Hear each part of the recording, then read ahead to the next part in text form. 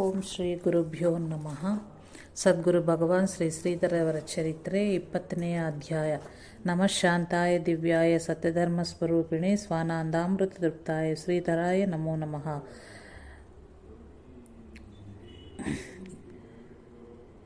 ಕಳಲೆ 1949ರಲ್ಲಿ ಮೃದು ಮಧುರವಾದ ನಡೆ ನುಡಿ ನೋಟಗಳಿಂದ ಭಕ್ತ ಜನರನ್ನು ಉದ್ಧರಿಸುತ್ತಲಿರುವ ಶ್ರೀಗಳವರು 7ನೇಯ ಶಾಲಿವಾಹನ ಶಕ 1871 ಶ್ರೀ ವಿರೋಧಿ ನಾಮ ಸಂವತ್ಸರ ಆಷಾಢ ಶುದ್ಧ ಹುಣ್ಣಿಮೆ ಭಾನುವಾರ ಜುಲೈ 10, 1949 ಚಾತುರ್ಮಾಸ್ಯವು ಮೈಸೂರಿನ ಹತ್ತಿರಿರುವ ಶ್ರೀ ಕಳಲೆ ಕ್ಷೇತ್ರದಲ್ಲಿದ್ದ ಸುಬ್ರಾಯ ರಾಜ ಅರಸರ ಬಂಗಲೆಯಲ್ಲಿ ಆಗಬೇಕೆಂತ ನಿಶ್ಚಯವಾಯಿತು. ಅದರಂತೆ ಏರ್ಪಾಟು ನಡೆಯಿತು. ಈ ಭಾಗದಲ್ಲಿ ಇರುವವರಿಗೂ ತಮ್ಮ ಸೇವೆಯನ್ನು ಸ್ವೀಕರಿಸಬೇಕೆಂದು ಅಯ್ಯರರು ಪ್ರಾರ್ಥಿಸಿಕೊಂಡರು. ಶ್ರೀ ವ್ಯಾಸಪೂಜೆಯ ಮಹೋತ್ಸವವು ಬಹಳ ವಿಜೃಂಭಣೆಯಿಂದ ನೆರವೇರಿತು.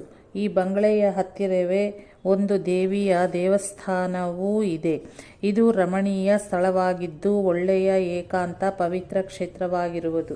ಸ್ನಾನ ಸಂಧ್ಯಾವಂದನೆಗಳನ್ನೆಲ್ಲ ಅನುಕೂಲವಾಗುವಂತೆ ಒಂದು ಫರ್ಲಾಂಗಿನ ಆಚೆಗೆ ಒಂದು ಸಣ್ಣ ಹೊಳೆಯು ಸುಂದರವಾಗಿ ಹರಿಯುವುದು. ಅಲ್ಲಲ್ಲಿ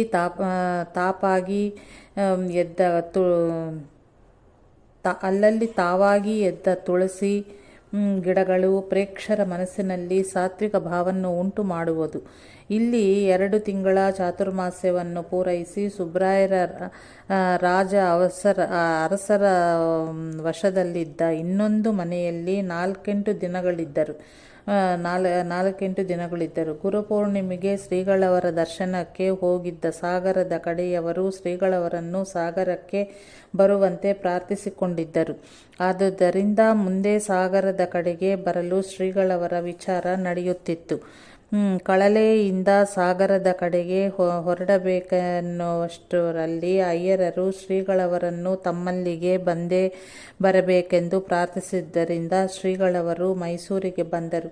ಹೆಚ್ಚು ಕಡಿಮೆ ಇದು ನವರಾತ್ರಿಯ ಸಮಯವೂ ಆಗಿರಬೇಕು. ಶ್ರೀಗಳವರು ಮಂಜುನಾಥ ಅಯ್ಯರರ ಭಿಕ್ಷವನ್ನು ಪೂರೈಸಿ ಮುಂದೆ ಪ್ರಯಾಣ ಬೆಳೆಸಿದರು. ಮೈಸೂರಿನಿಂದ ಶಿವಮೊಗ್ಗ. ಮೈಸೂರಿನಿಂದ ಹೊರಟ ಶ್ರೀಗಳವರು ಚಿತ್ರದುರ್ಗಕ್ಕೆ ಬಂದು ಅಲ್ಲಿಯ ಭಕ್ತಾದಿಗಳು ಭಕ್ತಿಭಾವಗಳಿಂದ ಮಾಡಿದ ಭಿಕ್ಷೆ ಪಾದಪೂಜೆಗಳನ್ನು ಸ್ವೀಕರಿಸಿ ಅವರನ್ನು ಆಶೀರ್ವದಿಸಿ ಶಿವಮೊಗ್ಗಕ್ಕೆ ಬಂದರು. ಆಗ ಇಲ್ಲಿ ಶ್ರೀ ಶೃಂಗೇರಿ ಚಂದ್ರಶೇಖರ ಭಾರತಿ ಮಹಾಸ್ವಾಮಿಗಳವರ ಜಯಂತಿ ಉತ್ಸವವು ನಡೆಯುತ್ತಿತ್ತು. ಈ ಪ್ರಯುಕ್ತವಾಗಿಯೇ ಇಲ್ಲಿಯ ಭಕ್ತಾದಿಗಳು ಶ್ರೀಗಳವರನ್ನು ಆಹ್ವಾನಿಸಿದ್ದರು. ಶ್ರೀಗಳವರು ಇಲ್ಲಿಗೆ ಆಗಮಿಸಿದ ಕೂಡಲೇ 2 ಆನಂದದ ಮಹೋದಧಿಗಳ ಪ್ರೀತಿಯ ಸಂಗಮವೂ ಆಯಿತು. ಆನಂದವೇ ಆನಂದ. ಇಷ್ಟರೊಳಗೆಯೇ ಶಿವಮೊಗ್ಗದಲ್ಲಿ ಶ್ರೀಗಳವರ ಪರಿಚಯವಾಗಿ ಕೆಲವರು ಭಕ್ತರಾಗಿದ್ದರು. ಶ್ರೀಗಳವರು ಶಿವಮೊಗ್ಗಕ್ಕೆ ಆಗಮಿಸಿರುವುದರಿಂದ ಅವರ ಆನಂದಕ್ಕೆ ಪಾರವೇ ಇರಲಿಲ್ಲ. ಈವಾಗಲೇ ಶ್ರೀಗಳವರ ಭಕ್ತರಾಗಿದ್ದ ಅನಂತ ಪದ್ಮನಾಭ ಭಟ್ಟರು ಶಿವಮೊಗ್ಗದಲ್ಲಿ ಒಂದು ಶ್ರೀ ಶ್ರೀಧರಾಶ್ರಮದ ಉದ್ಘಾಟನೆಯನ್ನು ಶ್ರೀಗಳವರಿಂದ ಮಾಡಿಸಿದರು. ಶ್ರೀಗಳವರು ಶಿವಮೊಗ್ಗದಲ್ಲಿದ್ದಾಗ ಅನೇಕ ಜನರು ಶ್ರೀಗಳವರ ದರ್ಶನಕ್ಕೆ ಬಂದು ತಮ್ಮ ದುಃಖ, ರೋಗ, ಬಾಧೆ ಇತ್ಯಾದಿಗಳನ್ನು ಪರಿಹರಿಸಿಕೊಂಡರು. ಇವರಲ್ಲಿ ಒಬ್ಬರಾದ ಎಸ್. ಮಂಜುನಾಥರಾಯರ ಪಂಡಿತ ಗಿರಿಜಮ್ಮ ಎಂಬವಳಿಗೆ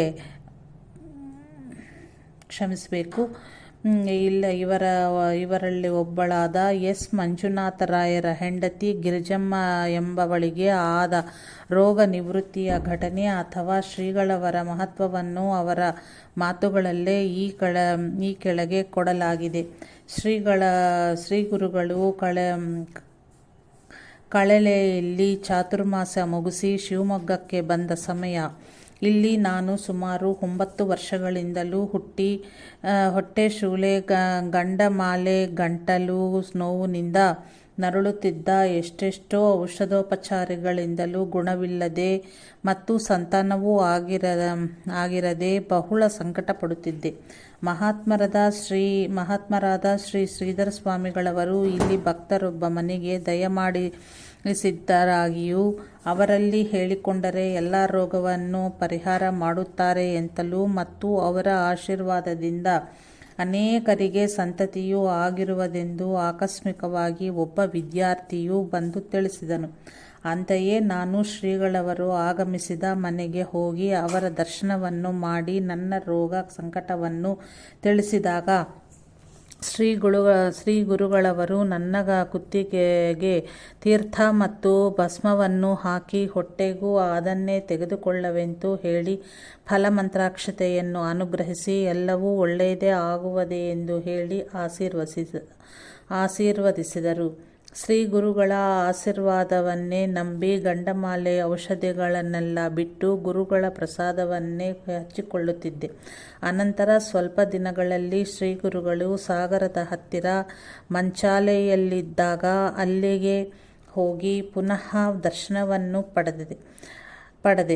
ಆವಾಗಲೂ ಶ್ರೀ ಗುರುಗಳು ತೀರ್ಥವನ್ನು ಪ್ರೋಕ್ಷಿಸಿದರು. ಅಲ್ಲದೆ 4 ದಿನ ಉಳಿಯುವಂತೆ ಹೇಳಿದರು. ನನಗೆ ಅನುಕೂಲವಿಲ್ಲದಿದ್ದರಿಂದ ಆವಾಗ ಉಳಿಯಲಿಲ್ಲ.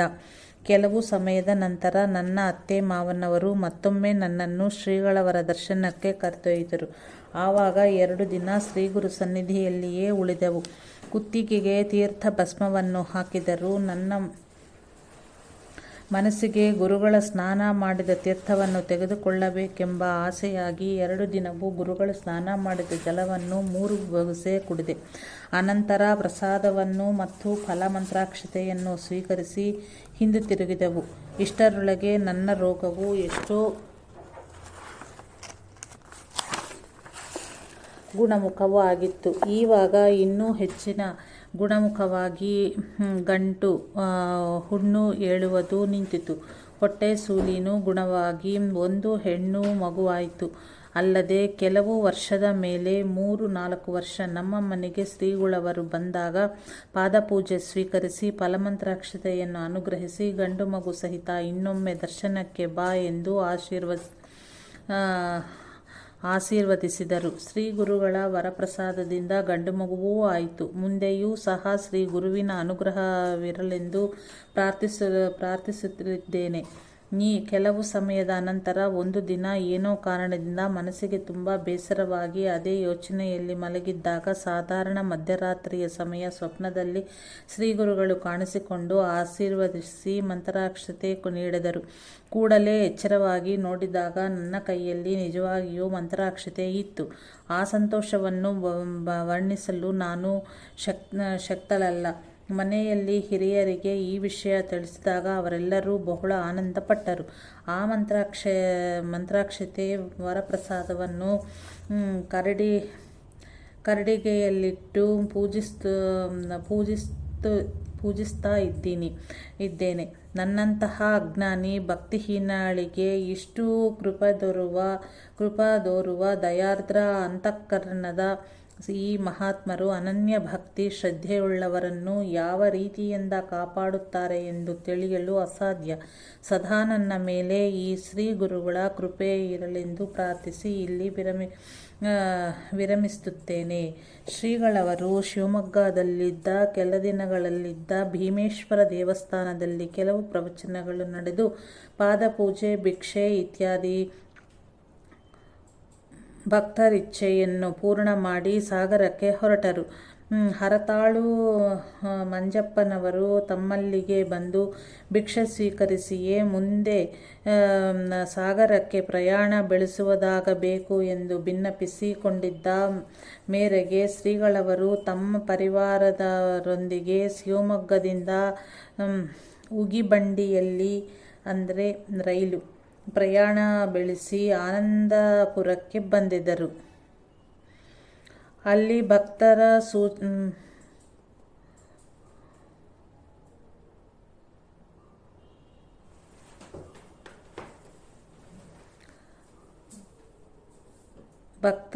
ಕೋರಿಕೆಯಿಂದ ಪಾದಪೂಜೆಯನ್ನು ಸ್ವೀಕರಿಸಿ ಮಂಜಪ್ಪನವರು ಸಿದ್ಧಪಡಿಸಿದ ಎತ್ತಿನ ಗಾಡಿಯಲ್ಲಿ ಹರತಾಳು ಎಂಬ ಊರಿಗೆ ಬಂದರು.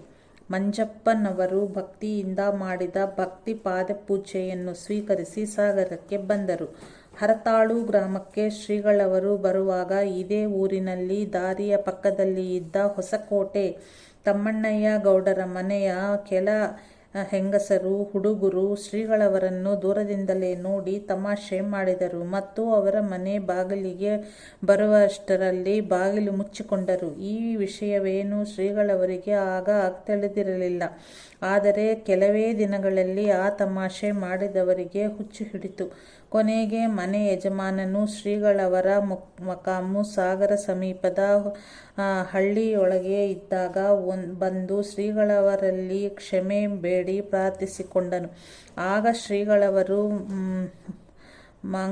ಮಂಕಾಳೆ ಈಶ್ವರ ದೇವಸ್ಥಾನದಲ್ಲಿ ಅಭಿಷೇಕ ಪೂಜೆ ಮಾಡಿಸುವಂತೆ ಹೇಳಿ ಪ್ರಸಾದ ಕೊಟ್ಟು ಆಶೀರ್ವದಿಸಲು ಎಲ್ಲರಿಗೂ ಹುಚ್ಚು ದೂರವಾಗಿ ನೆಮ್ಮದಿಯನ್ನು ಹೊಂದಿದರು. ಸಾಗರ ಶ್ರೀಗಳವರು ಸಾಗರದ ಊರನ್ನು ಸೇರುವಾಗ ಮೊತ್ತಮೊದಲು ಇಲ್ಲಿಯ ಗ್ರಾಮದೇವರಾದ ಶ್ರೀ ಗಣಪತಿಯ ದರ್ಶನವನ್ನು ಪಡೆದು ಶ್ರೀ ನಗರೇಶ್ವರ ದೇವಸ್ಥಾನಕ್ಕೆ ಬಂದರು. ಯಾವ ಊರಿಗೆ ಹೋದರೋ ಮೊತ್ತಮೊದಲು ಗ್ರಾಮದೇವರ ದರ್ಶನಕ್ಕೆ ಹೋಗಿ ಆಮೇಲೆ ಇನ್ನಿತರ ದೇವರ ದರ್ಶನವನ್ನು ಪಡೆಯುವುದು ಶ್ರೀಗಳವರ ಕ್ರಮವಾಗಿತ್ತು. ಒಂದು ದಿನ ಶ್ರೀ ನಗರೇಶ್ವರ ದೇವಸ್ಥಾನದಲ್ಲಿಯೇ ಭಿಕ್ಷವು ಆಯಿತು. ರಾತ್ರಿಯ ಪ್ರವಚನಕ್ಕೆ ತುಂಬ ಜನರು ಸೇರಿದ್ದರು. ಈ ವರ್ಷ ಸಾಗರದ ಸುತ್ತಮುತ್ತಲಿನ ಭಕ್ತ ಮಹೋದರಿಗೆ ಭರತ ಬಂದ ಹಾಗೆ ಹಿಂದೆ ಮತ್ತಾವಾಗಲೂ ಬಂದಿರಲಿಲ್ಲ. ಶ್ರೀಗಳವರಿಗೆ ಹಗಲು ವಿಶ್ರಾಂತಿಯೂ ಇಲ್ಲ, ರಾತ್ರಿ ನಿದ್ದೆ ಇಲ್ಲ ಎಂಬ ಸ್ಥಿತಿಯೂ ಒದಗಿದ್ದಿತ್ತು. ಅವಿಶ್ರಾಂತವಾಗಿ ಹಗಲು ರಾತ್ರಿಯೂ ಕಾರಿನಲ್ಲಿ ತಿರುಗಿ ಪಾದಪೂಜೆಗಳನ್ನು ಸ್ವೀಕರಿಸುತ್ತಿದ್ದರು. ಇಲ್ಲಿ ಸಮೀಪದ ಊರುಗಳಿಗೆ ಭಿಕ್ಷೆ ಪಾದಪೂಜೆಗಳಿಗಾಗಿ ಶ್ರೀಗಳವರನ್ನು ಕರೆದೊಯ್ಯುತ್ತಿದ್ದರು. ಭಿಕ್ಷೆಗೆ ಸಾಯಂಕಾಲ 5-6 ಗಂಟೆಯಾದರೂ ಆಯಿತೇ.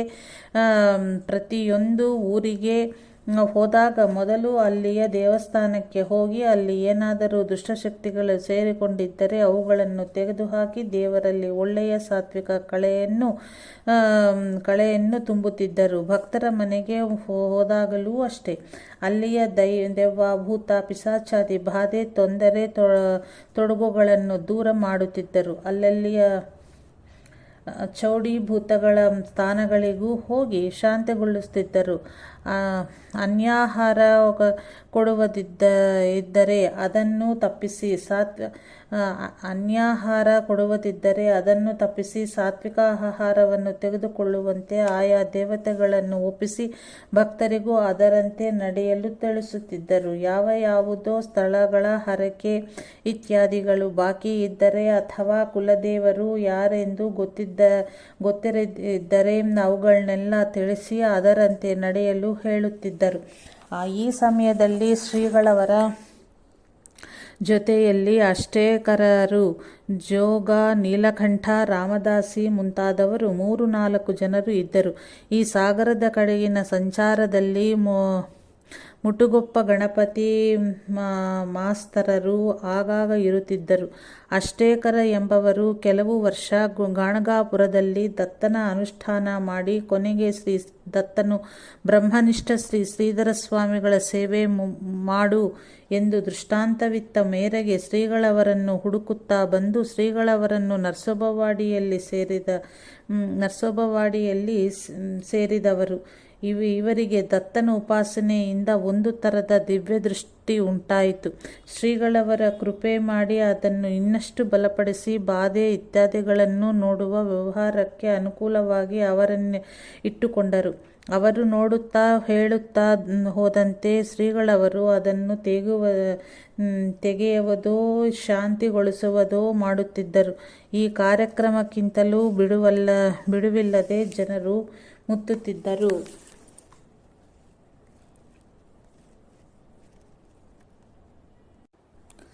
ಶ್ರೀಗಳವರಿಗೆ ಸಾಧುಗಳು ಬಡಬಗ್ಗರು ತಿರುಕರನ್ನು ಕಂಡರೆ ಬಹಳ ಕರುಣೆ. ಅವರ ಆ ಕಷ್ಟವನ್ನು ನೋಡಿ ಅವರಿಗೆ ಬೇಕಾದ ಕಂಬಳಿ, ಬಟ್ಟೆ, ಚಾದರ, ಭಿಕ್ಷಾಪಾತ್ರೆಗಳು, ಯಾತ್ರೆ ಮಾಡುವವರಿಗೆ ದಾರಿಗೆ ಖರ್ಚು ಮುಂತಾದವುಗಳನ್ನು ತಮ್ಮ ಪಾದಕ್ಕೆ ಬಂದ ಕಾಣಿಕೆಯಿಂದಲೇ ಒದಗಿಸಿಕೊಡುತ್ತಿದ್ದರು. ಅದೂ ಅಲ್ಲದೆ ವಿದ್ಯಾಭ್ಯಾಸಕ್ಕೆ, ಉಪನಯನಕ್ಕೆ, ಲಗ್ನಕ್ಕೆ, ಗೃಹಕೃತ್ಯಕ್ಕೆಂದು ಹಣ ಕೇಳುವವರ ಸಂಖ್ಯೆಯೂ ಬಹಳವಾಗಿತ್ತು. ಎಲ್ಲರಿಗೂ ಕೊಡಿಸುತ್ತಿದ್ದರು, ಯಾರಿಗೂ ಇಲ್ಲವೆಂದು ಹಾಗೆ ಕಳಿಸ್ತಾ ಇರಲಿಲ್ಲ. ತಿರುಕರು ಸಾಧುಗಳು ಬಹಳ ಜನ ಸೇರಿದ್ದಲ್ಲಿ ಅವರಲ್ಲಿ ಎಲ್ಲರೂ ಒಳ್ಳೆಯವರೇ ಇರುತ್ತಿದ್ದರೆಂಬುದು ಹೇಳಬರುವುದೇ ಇಲ್ಲ. ಕೆಲವರು ಉಂಡು ಎಂಜಲು ಸಹ ತೆಗೆಯದೆ ಹೋಗಿಬಿಡುತ್ತಿದ್ದರು. ಜಗಳಕೋರರು ಜಗಳಕ್ಕೆ ಬರುತ್ತಿದ್ದರು. ಇದನ್ನೆಲ್ಲ ನೋಡಿ ಒಬ್ಬ ಭಕ್ತನು ಶ್ರೀಗಳವರಲ್ಲಿ, ಸ್ವಾಮಿ, ಇವರಿಗೆ ಇಷ್ಟೆಲ್ಲ ಸೌಲಭ್ಯವನ್ನು ಯಾಕೆ ಕೊಡುವಿರಿ? ಇವರೆಲ್ಲ ಬರಿಯ ತಿರುಕರು, ಭಿಕ್ಷುಕರು, ಇವರಿಗೆ ಹಣ ಕಾಸು ಯಾಕೆ ಕೊಡಬೇಕು ಎಂದು ಕೇಳಿದರು. ಆಗ ಶ್ರೀಗಳವರು ತಮ್ಮ ನಹಿ ವಂದ್ಯಾ ವಿಜಾನಾತಿ ಗುವೀರ್ಯಂ ಪ್ರಸವ ವೇದನಾಂ, ಇದನ್ನೇ ಕನ್ನಡದಲ್ಲಿ ಬಂಜೆಯ ಬಳ್ಳಲೆ ಹೆರಿಗೆ ನೋವನ್ನು ಎಂಬ ಗಾದೆ ಹೇಳದೆ, ಸಾಧು ಜೀವನದಲ್ಲಿ ತೀರ್ಥಯಾತ್ರೆಗಳಲ್ಲಿ ಎಷ್ಟು ಕಷ್ಟಗಳನ್ನು ಅನುಭವಿಸಬೇಕಾಗುತ್ತದೆ ಎಂಬುದು ಅನುಭವಿಸದವರಿಗೇ ಗೊತ್ತು. ನಾನು ಸಾಕಷ್ಟು ಅನುಭವಿಸಿದ್ದೇನೆ. ಆದ್ದರಿಂದ ಇಂಥವರನ್ನು ಕಂಡರೆ ಸ್ವಾಭಾವಿಕವಾಗಿ ದಯೆಯುಂಟಾಗಿ ಬಿಡುವುದು. ಅದಕ್ಕಾಗಿಯೇ ಸಾಧಕರನ್ನು ಕಂಡರೆ ನನಗೆ ಬಹಳ ಕರುಣೆ.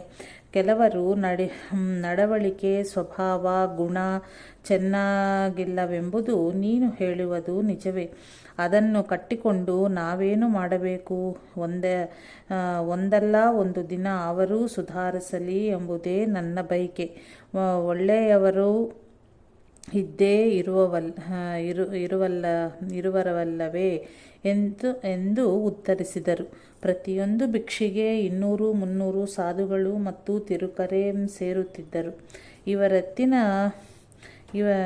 ಇವತ್ತಿನ ಭಿಕ್ಷೆ ಇಂಥವರ ಮನೆಯಲ್ಲಿದೆ ಎಂದು ಗೊತ್ತಾದ ಕೂಡಲೇ ಜಾತ್ರೆಯ ಯಾತ್ರಿಕರಂತೆ ಇವರ ತಂಡ ಹೊರಡುತ್ತಿತ್ತು. ಭಿಕ್ಷೆಯ ಮನೆಯವರು ಇವರಿಗೆ ಹೊಟ್ಟೆ ತುಂಬ ಅವಲಕ್ಕಿ, ಬಿಸಿನೀರು, ಕಷಾಯ ಕೊಡುತ್ತಿದ್ದರು. ಬೆಳಗಿನ ತಿಂಡಿಯನ್ನು ಮುಗಿಸಿ ಕುಳಿತರೆ ಶ್ರೀಗಳವರ ಭಿಕ್ಷೆ ಆಗಿ ಬ್ರಾಹ್ಮಣರ ಊಟವೂ ಕೂಡ ಮುಗಿದು ತಮ್ಮ ಊಟದ ಬಾರಿ ಬರುವವರಿಗೆ ಗುರು ದತ್ತಾತ್ರೇಯ, ಶ್ರೀಪಾದರಾಯ, ನರಸಿಂಹ ಶ್ರೀಧರ ಗುರುರಾಯ ಈ ಭಜನೆಯೂ ನಡೆಯುತ್ತಿತ್ತು. ಶ್ರೀಗಳವರು ಮೈಸೂರಿನಲ್ಲಿ ಇರುವಾಗಲೇ ಸಾಗರದ ಕೆಲವು ಮುಖ್ಯಸ್ಥರು ಬಂದು ಸಾಗರದ ಅಗ್ರಹಾರದ ಶ್ರೀ ದತ್ತ ಮಂದಿರದಲ್ಲಿ ಈ ವರ್ಷ ಶ್ರೀ ಶ್ರೀಧರ ದತ್ತ ಜಯಂತಿ ಮಹೋತ್ಸವವನ್ನು ಆಚರಿಸಲು ಅನುಮತಿ ನೀಡಿ ಅನುಗ್ರಹಿಸಬೇಕೆಂದು ಪ್ರಾರ್ಥಿಸಿಕೊಂಡರು. ಶ್ರೀಗಳವರ ಸಮ್ಮತಿಯೂ ಸಿಕ್ಕಿತ್ತು. ಉತ್ಸವ ಮಾಡುವಂತೆ ಶ್ರೀ ದತ್ತನ ಸೂಚನೆಯೂ ಶ್ರೀಗಳವರಿಗಾಗಿತ್ತು. ಶ್ರೀಗಳವರ ಸಮ್ಮತಿ ಸಿಕ್ಕಿತುದೊಡನೆ ನಗರದೊಳಗಿನ ಕೆಲವು ಧನಿಕ ಭಕ್ತರನ್ನು ಒಳಗೊಂಡ ಉತ್ಸವ ಸಮಿತಿಯೊಂದು ರಚನೆಯಾಗಿ ಅದರ ಮೂಲಕ ಎಲ್ಲ ಏರ್ಪಾಡುಗಳೂ ನಡೆದವು.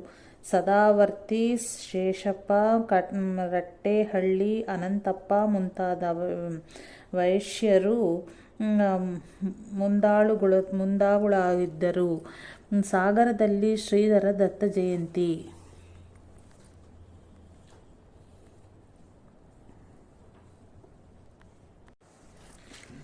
ಸಾಗರದಲ್ಲಿ ಶ್ರೀ ದತ್ತರ ಜಯಂತಿ ಇಸವಿ 1949. ಪುರಾತನ ಕಾಲದಲ್ಲಿ ಸಗರ ರಾಜನ ರಾಜಧಾನಿಯಾಗಿದ್ದರಿಂದ ಈ ನಗರವು ಸಾಗರವೆಂದು ಕರೆಯಲ್ಪಟ್ಟುತ್ತದೆ ಎಂಬ ಪ್ರತೀತಿ ಇದೆ. ಈ ಸಾಗರದ ಅಗ್ರಹಾರದಲ್ಲಿ ಶ್ರೀಗಳವರ ಆಗಮನವನ್ನು ನಿರೀಕ್ಷಿಸುತ್ತಾ ಜನರು ಕಿಕ್ಕಿರಿದು ಸೇರುತ್ತಿದ್ದರು.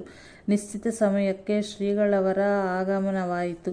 ಪೂರ್ಣಕುಂಭದಿಂದ ಸ್ವಾಗತಿಸಿ ವೇದ್ಯ ಘೋಷ ಮಂಗಳಹಾರತಿ ಆಯಿತು. ಆಗ ಜೊತೆಗಿದ್ದ ಅಷ್ಟೇಕರರು, ಸ್ವಾಮಿ, ಇಲ್ಲಿ ದತ್ತನ ಸಾನ್ನಿಧ್ಯವೇ ಇಲ್ಲ. ಇಲ್ಲಿಗೆ ತಾವು ಯಾತಕ್ಕೆ ಬಂದಿರಿ? ಶ್ರೀ ದತ್ತ ಜಯಂತಿ ಉತ್ಸವದ ಏರ್ಪಾಟು ಇಲ್ಲಿ ಯಾತಕ್ಕೆ ಮಾಡಬೇಕು ಎಂದು ಕೇಳಿದರು. ಆಗ ಶ್ರೀಗಳವರು ತಮ್ಮ ಸ್ವಲ್ಪ ಸಮಾಧಾನ ತಾಳು ಎಂದು ಕೈಸನ್ನೆಯುಕ್ತವಾಗಿ ಹೇಳುತ್ತಾ ಕಮಂಡಲೋದಕವನ್ನು ದತ್ತನ ಮುಂದೆ ಸ್ವಲ್ಪ ಹೊಯ್ಯಲು ದರ್ಶನವಾಯಿತು. ದತ್ತನ ಸಾನ್ನಿಧ್ಯವೂ ಇಲ್ಲಿ ಪರಿಪೂರ್ಣವಾಗಿದೆ. ನಾನು ಹೇಳಿದ್ದು ತಪ್ಪಾಯಿತು ಎಂದು ಶ್ರೀ ದತ್ತನಿಗೂ ಶ್ರೀಗಳವರಿಗೂ ನಮಸ್ಕರಿಸಿದರು. ಅನಂತರ ಶ್ರೀಗಳವರು ಎಲ್ಲರಿಗೂ ದರ್ಶನವಿತ್ತು. ಶ್ರೀಗಳವರ ವಾಸ್ತವ್ಯಕ್ಕಾಗಿ ಏರ್ಪಡಿಸಿದ್ದ ದತ್ತ ಮಂದಿರದ ಹಿಂಬದಿಯಲ್ಲಿದ್ದ ಹಿಂದೆ ಅಂಗಡಿ ನಾರಾಯಣಾಶ್ರಮವಾಗಿದ್ದ ಕಟ್ಟಡಕ್ಕೆ ತೆರಳಿದರು. ಸಾಗರದ ಅಗ್ರಹಾರದ ಶ್ರೀ ದತ್ತಾತ್ರೇಯ ದೇವಸ್ಥಾನದ ಆವರಣದಲ್ಲಿ ಶ್ರೀ ಶ್ರೀಧರ ಶ್ರೀ ದತ್ತ ಜಯಂತಿ ಉತ್ಸವಕ್ಕಾಗಿ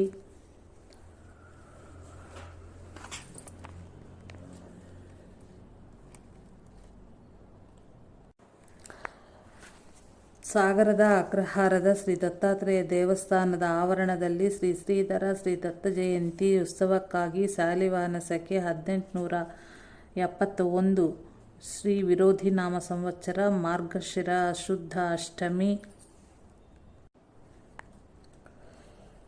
ನವೆಂಬರ್ 28, 1949 ಸೋಮವಾರದಿಂದ ಹುಣ್ಣಿಮೆ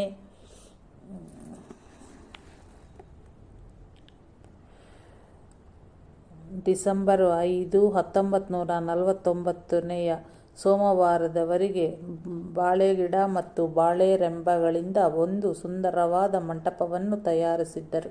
ಇದರ ಎದುರಿಗೆ ವಿಶಾಲವಾದ ಚಪ್ಪರವನ್ನು ಹಾಕಿ ತಳಿರು ತೋರಣಗಳಿಂದ ಅಲಂಕರಿಸುತ್ತಿದ್ದರು. ಸಾಗರ ಪ್ರಾಂತ್ಯದ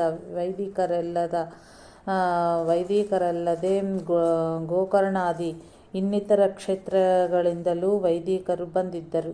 ಹೋಮ ಹವನಾದಿಗಳು, ಜಪ ಅನುಷ್ಠಾನಗಳು, ಪಾರಾಯಣ ಪುರಾಣಾದಿಗಳು, ಭಜನೆ ಕೀರ್ತನೆಗಳು ಸತತವಾಗಿ ನಡೆಯುತ್ತಿದ್ದವು.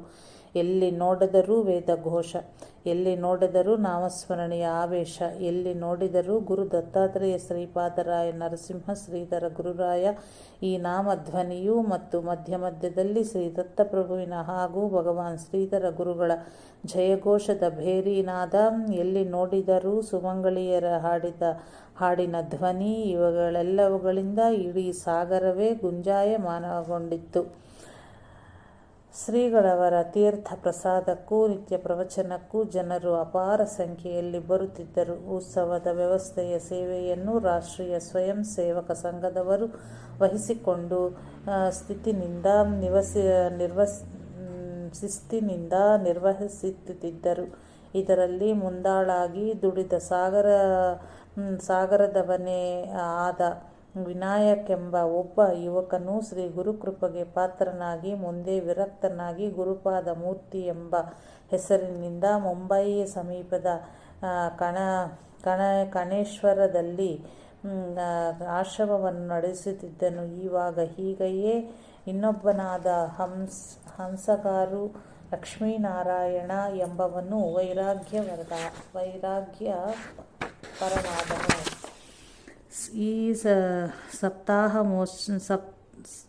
ಈ ಸಪ್ತಾಹೋತ್ಸವದ ಮಧ್ಯದಲ್ಲಿಯೇ ಮಾರ್ಗಶಿರ ಶುದ್ಧ ಏಕಾದಶಿ ಎಂದು ಗೀತಾ ಜಯಂತಿಯೂ ಬರುವುದು. ಈ ದಿನ ಎಲ್ಲರಿಗೂ ಫಲಹಾರದ ವ್ಯವಸ್ಥೆಯೇ ಆಗಿತ್ತು. ಶ್ರೀಗಳರಂತೂ ಪ್ರತಿ ಏಕಾದಶಿಗೂ ನಿರ್ಜಲ ನಿರಾಹಾರವಾಗಿ ಇರುತ್ತಿದ್ದರು. ಈ ದಿನ ಸಾಮೂಹಿಕ ಸಂಪೂರ್ಣವಾಗಿ ಗೀತಾಪಠನ ಆದ ಮೇಲೆ ಶ್ರೀಗಳವರು ಶ್ರೀಮದ್ ಭಗವದ್ಗೀತೆಯ ಜನ್ಮ, ಇದರ ಮಹತ್ವ ಮತ್ತು ಗೀತೆಯ ಸಾರಾಂಶವನ್ನು ಚಿಕ್ಕ ಮಕ್ಕಳಿಗೂ ಸಹ ತಿಳಿಯುವಂತೆ ಸುಲಭ ಶೈಲಿಯೊಳಗೆ ಪ್ರವಚನ ಮಾಡಿದರು.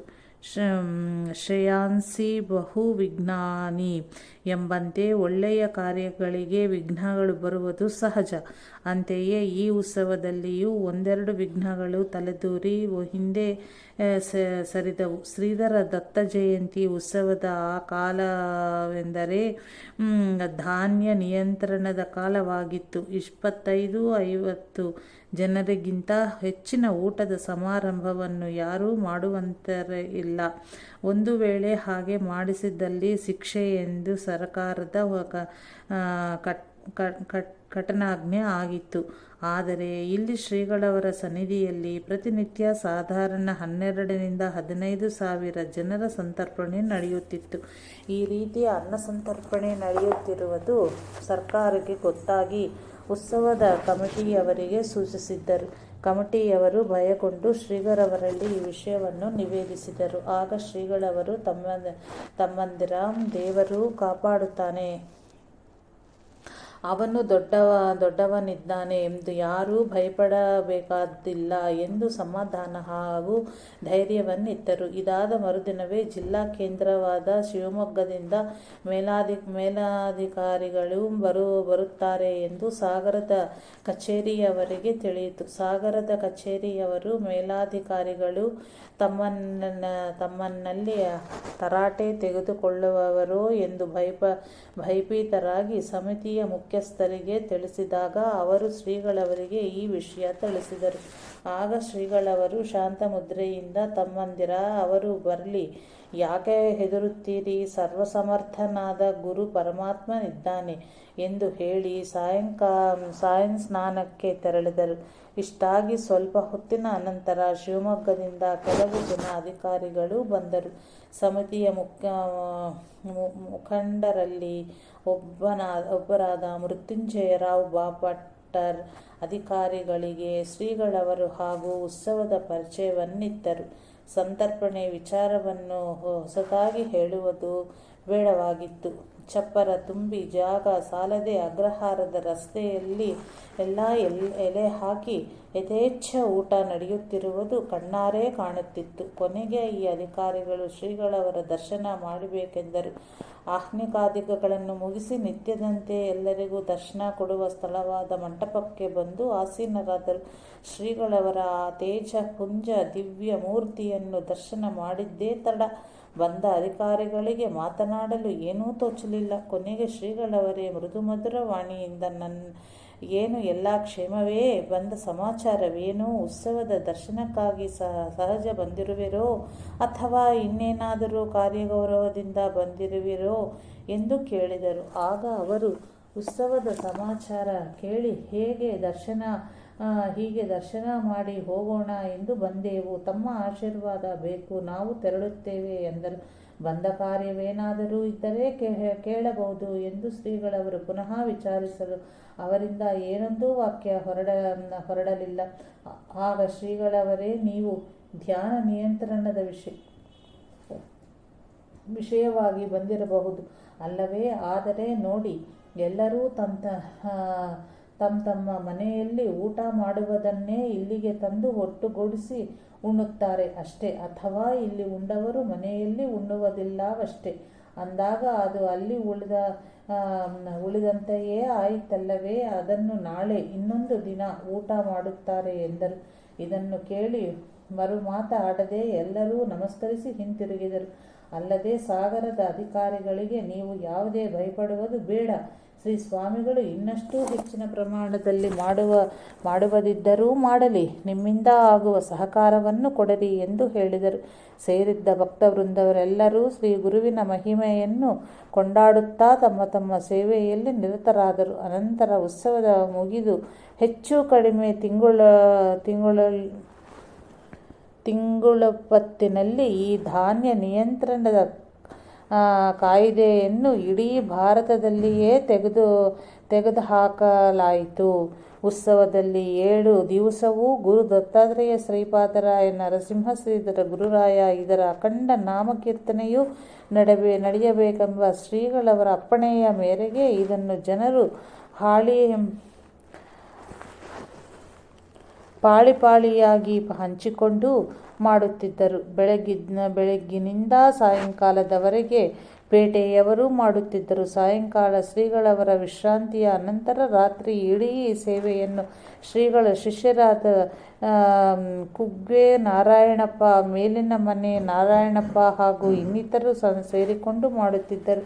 ಗಣಪತಿ ಮಾಸ್ತರರು ಹಗಲು ಶಾಲೆಯ ಕೆಲಸವನ್ನು ಪೂರೈಸಿದ ನಂತರ ಇಲ್ಲಿಗೆ ಬಂದು ಸೇವೆ ಕೈಗೊಳ್ಳುತ್ತಿದ್ದರು.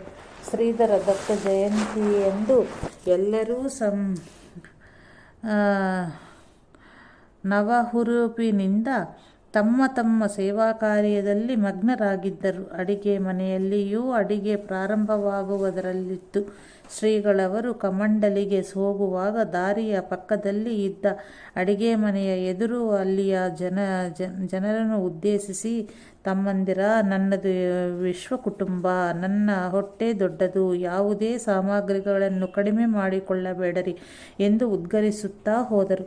ಅಂದು ಶ್ರೀ ದತ್ತ ಜಯಂತಿಯಾಗಿದ್ದರಿಂದ ಶ್ರೀಗಳವರು ನಿರಾಹಾರ ನಿರತರು. ಉತ್ಸವದಲ್ಲಿ ಸೇರಿದ ಸಕಲರಿಗೂ ಉಪವಾಸವೇ ವ್ರತಾಚರಣೆ ಆಗಿತ್ತು. ಇದು ವರ್ಷಂಪ್ರತಿ ನಡೆದು ಬಂದ ನಿಯಮ. ಅದರಂತೆ ಅಂದೂ ನಡೆದೆದ್ದು ಬಂದವರಿಗೆಲ್ಲ ಫಲಹಾರಕ್ಕೆಂದು ಬಗೆಬಗೆಯ ಉಪಹಾರಗಳು ಸಿದ್ಧವಾದವು.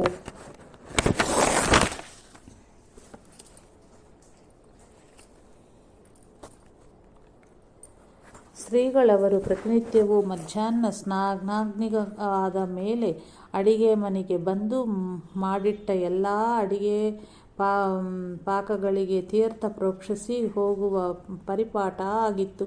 ಅಂತೆಯೇ ಅಂದು ತೀರ್ಥ ಪ್ರೋಕ್ಷಣೆ, ಅನ್ನಪೂರ್ಣೆಯ ಪೂಜಾದಿಗಳು ಆದ ಮೇಲೆ ಬಾಳೆ ಎಲೆ ಹಾಕಿ ಪಂಕ್ತಿಗೆ ಶುರುವಾಯಿತು. ಪ್ರಾತಃ ಕಾಲದ ಶ್ರೀಗಳವರ ಉದ್ಗಾರವನ್ನು ಸ್ಮರಿಸಿ ಇಂದಿನ ವ್ಯವಸ್ಥೆಯ ಮುಖಂಡರಿಗೆ ಒಂದೆಡೆಗೆ ಭಯವೂ ಆಗಿತ್ತು, ಒಂದರ ಮೇಲೊಂದು ಪಂಕ್ತಿಯೂ ಆಗುತ್ತಲೇ ಇತ್ತು. ಅಂದು ಜಯಂತಿಯ ದಿನವಾದ್ದರಿಂದ ಜನರೂ ಹೆಚ್ಚು ಸೇರಿದ್ದರು. ಖರೀದಿ ಮಾಡಿದ ಮತ್ತು ಕೂಡಿದ ಸಾಮಗ್ರಿಗಳೂ ಸೇರಿದ ಜನಸಂಖ್ಯೆಯ ದೃಷ್ಟಿಯಿಂದ ಅಲ್ಪವೆಂದು ಕಂಡರೂ ಕೊನೆಗೆ ನೋಡುವಾಗ 15-16 ಸಹಸ್ರ ಜನರ ಉಪಹಾರಗಳೂ ಮುಗಿದರೂ ಇನ್ನೂ ಎಷ್ಟೋ ಸಾಮಾನುಗಳು ಹಾಗೆಯೇ ಉಳಿದಿದ್ದವು. ಒಂದೆಡೆಗೆ ಹೊರಗಿನಿಂದ ಸಾಮಾನುಗಳು ಇನ್ನೂ ಬರುತ್ತಲೇ ಇದ್ದವು. ಇದನ್ನು ನೋಡಿ ಎಲ್ಲರಿಗೂ ಆಶ್ಚರ್ಯದೊಂದಿಗೆ ಸಂತೋಷವೂ ಆಗಿತ್ತು. ಎಲ್ಲರ ಉಪಹಾರವಾಯಿತೆಂದಾದ ಮೇಲೆ ಶ್ರೀಗಳವರು ಮಂಟಪದಲ್ಲಿಯ ಉಚ್ಚಾಸನದಲ್ಲಿ ಆಸೀನರಾದರು. ಅಂದಿನ ದಿನವೇ ಶ್ರೀ ದತ್ತ ಹಾಗೂ ಶ್ರೀಧರ ಭಗವಾನರ ಜನ್ಮದಿನವಾಗಿತ್ತು. ಆದುದರಿಂದ ಅಂದಿನ ಆ ಸಭೆಗೆ ದಿವ್ಯ ಕಳೆಯೂ ತುಂಬಿತ್ತು. ವಿದ್ವಾಂಸರ ಹಾಗೂ ಋತ್ವಿಜರ ಪರಿವಾಗಿ ಪ್ರಸ್ತಾವನೆಯ ರೂಪವಾಗಿ ಗೋಕರ್ಣದ ವೇಮೂಖರೆ ಗಣಪತಿ ಶಾಸ್ತ್ರಿಗಳು ಗುರು ಮಹಿಮೆಯನ್ನು ಕೊಂಡಾಡಿ ಶ್ರೀ ದತ್ತ ಹಾಗೂ ಶ್ರೀಧರರ ಜನ್ಮದ ವಿಷಯವಾಗಿ ಸ್ವಲ್ಪದರಲ್ಲಿ ಹೇಳಿ ಕೊನೆಗೆ ಭಗವಾನ್ ಶ್ರೀಧರ ಸ್ವಾಮಿಗಳೆಂದರೆ ಶ್ರೀ ದತ್ತಾವತಾರ, ದತ್ತಸ್ವರೂಪವೇ ಸರಿ ಎಂದು ಹೇಳಿದರು. ಆಮೇಲೆ ಶ್ರೀಗಳವರ ಪ್ರವಚನವು ಪ್ರಾರಂಭವಾಗಿ ಮನುಷ್ಯ ಜನ್ಮದ ಮಹತ್ವ, ಜೀವನದ ಧ್ಯೇಯ ಹಾಗೂ ಈ ಧ್ಯೇಯವನ್ನು ಸಾಧಿಸಲು ಸದ್ಗುರುವಿನ ಅವಶ್ಯಕತೆ, ಗುರುವಿನ ಗುರುಕೃಪೆಯೇ ಮಹತ್ವ, ಮೋಕ್ಷದ ಸ್ವರೂಪ ಮುಂತಾದ ವಿಷಯಗಳನ್ನು ಒಳಪಡಿಸಿ ಸಾಧಾರಣ 2 ತಾಸು ಅಖಂಡವಾಗಿ ಅಮೃತೋಪಮಯವಾದ ಪ್ರವಚನವನ್ನು ಮಾಡಿದರು. ಶ್ರೀಧರ ದತ್ತ ಜಯಂತಿಯ ಮಾರನೆಯ ದಿನ, ಅಂದರೆ ಉತ್ಸವದ ಮಂಗಳದ ದಿನ, ಉಪವಾಸದ ಪಾರಣೆ, ಹೋಮ ಹವನ ಪಾರಾಯಣಾದಿಗಳ ಪೂರ್ಣತೆಯೂ ಆಯಿತು. ಸಂತರ್ಪಣೆಯೂ ನಂತರ. ಪ್ರವಚನಾದ ಮೇಲೆ ಶ್ರೀಗಳವರು ಮೊದಲು ಋತ್ವಿಜರಿಗೆ ದಕ್ಷಿಣೆ, ಫಲ, ಮಂತ್ರಾಕ್ಷತೆಗಳನ್ನು ನೀಡಿ ಆಮೇಲೆ ಎಲ್ಲ ಜನರಿಗೂ ಮಂತ್ರಾಕ್ಷತೆಯನ್ನು ನೀಡಿದರು. ನಗರದಲ್ಲಿ ಶ್ರೀಗಳವರ ಮೆರವಣಿಗೆ ಮಾಡಬೇಕೆಂದು ಎಲ್ಲ ಸಿದ್ಧಪಡಿಸಿದರು. ಶ್ರೀಗಳವರ ಸ್ನಾನ ಸಂಧ್ಯಾ ಉಪಹಾರವಾಗುವಷ್ಟರಲ್ಲಿ ಎತ್ತರದ ಆಸನವಿಟ್ಟು ಚೆನ್ನಾಗಿ ಅಲಂಕರಿಸಿ ಮಾಡು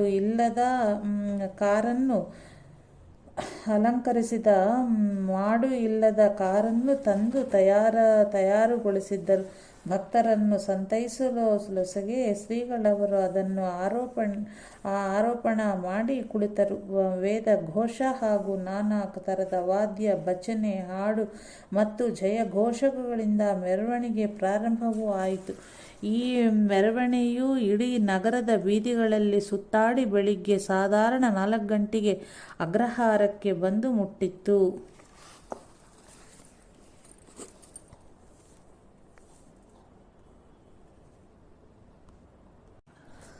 ಅಂತೂ ಉತ್ಸವವು ಬಹು ವಿಜೃಂಭಣೆಯಿಂದ ಪೂರ್ಣಗೊಂಡಿತು. ಈ ಉತ್ಸವದ ಕೀರ್ತಿಯ ಜಯಭೇರಿಯ ನಾದವು ಕರ್ನಾಟಕದ ಎಲ್ಲೆಡೆಯಲ್ಲಿ ಮೇಳಗೆ. ಉತ್ಸವವು ಮುಗಿದರೂ ಶ್ರೀಗಳವರ ದರ್ಶನಕ್ಕಾಗಿ ಜನರು ಬರುತ್ತಲೇ ಇದ್ದರು. ಉತ್ಸವದ ಮಧ್ಯದಲ್ಲಿಯೂ ಅನಂತರವೂ ಬಾಧೆಯವರು, ರೋಗಿಗಳು, ಅಂಗವಿಕಲರು, ಮೂಕರು, ಕಿವುಡರು, ನೇತ್ರಹೀನರು, ಸಂತತಿಹೀನರು ಮುಂತಾದ ಅನೇಕರು ಬಂದು ಶ್ರೀಗಳವರ ತೀರ್ಥ ಪ್ರಸಾದ ಹಾಗೂ ಆಶೀರ್ವಾದ ಪಡೆದು ತಮ್ಮ ತಮ್ಮ ಕಾಮನೆಯನ್ನು ಪೂರ್ಣಗೊಳಿಸಿಕೊಂಡರು.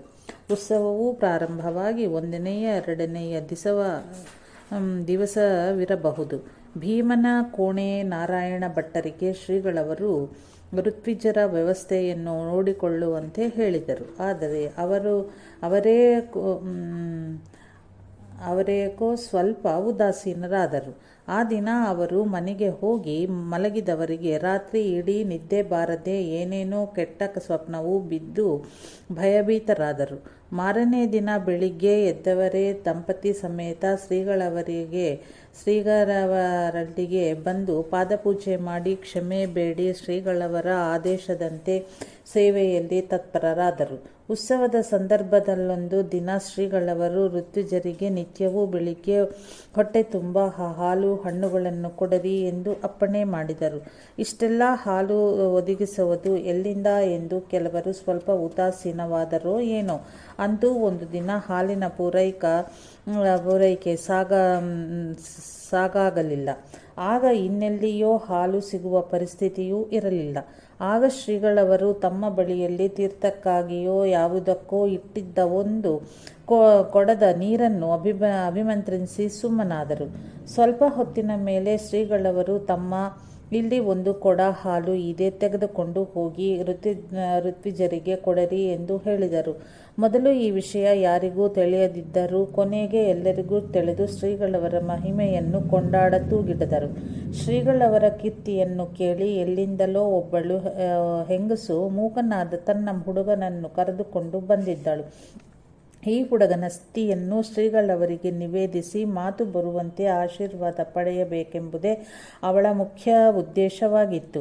ಆದರೆ ಇಲ್ಲಿಗೆ ಬಂದು ನೋಡುತ್ತಾಳೆ, ಈ ಅಪಾರ ಜನಸಂದಣಿಯಲ್ಲಿ ಈ ಬಡ ಹೆಂಗಸನ್ನು ಮಾತನಾಡಿಸುವವರೆಂದುಕೊಂಡು ಸ್ನಾನವಾಗದಿದ್ದರಿಂದ ಸ್ನಾನಕ್ಕಾಗಿ ವರದಾ ನದಿಗೆ ತೆರಳಿ ಮಗವಿನೂ ಸ್ನಾನ ಮಾಡಿಸಿ ಕರೆತರುತ್ತಿರುವಾಗ ಧರ್ಮ ಕರ್ಮ ಸಂಯೋಗದಿಂದ ಶ್ರೀಗಳವರು ಒಬ್ಬಿಬ್ಬರು ಶಿಷ್ಯರೊಂದಿಗೆ ಸ್ನಾನಕ್ಕೆ ನದಿಯ ಕಡೆಗೆ ಹೋಗುತ್ತಿದ್ದರು. ಶ್ರೀಗಳವರನ್ನು ಕಂಡ ಕೂಡಲೇ ತಾಯಿ ಮಗ ಇಬ್ಬರು ಭಕ್ತಿಯಿಂದ ನಮಸ್ಕರಿಸಿದರು.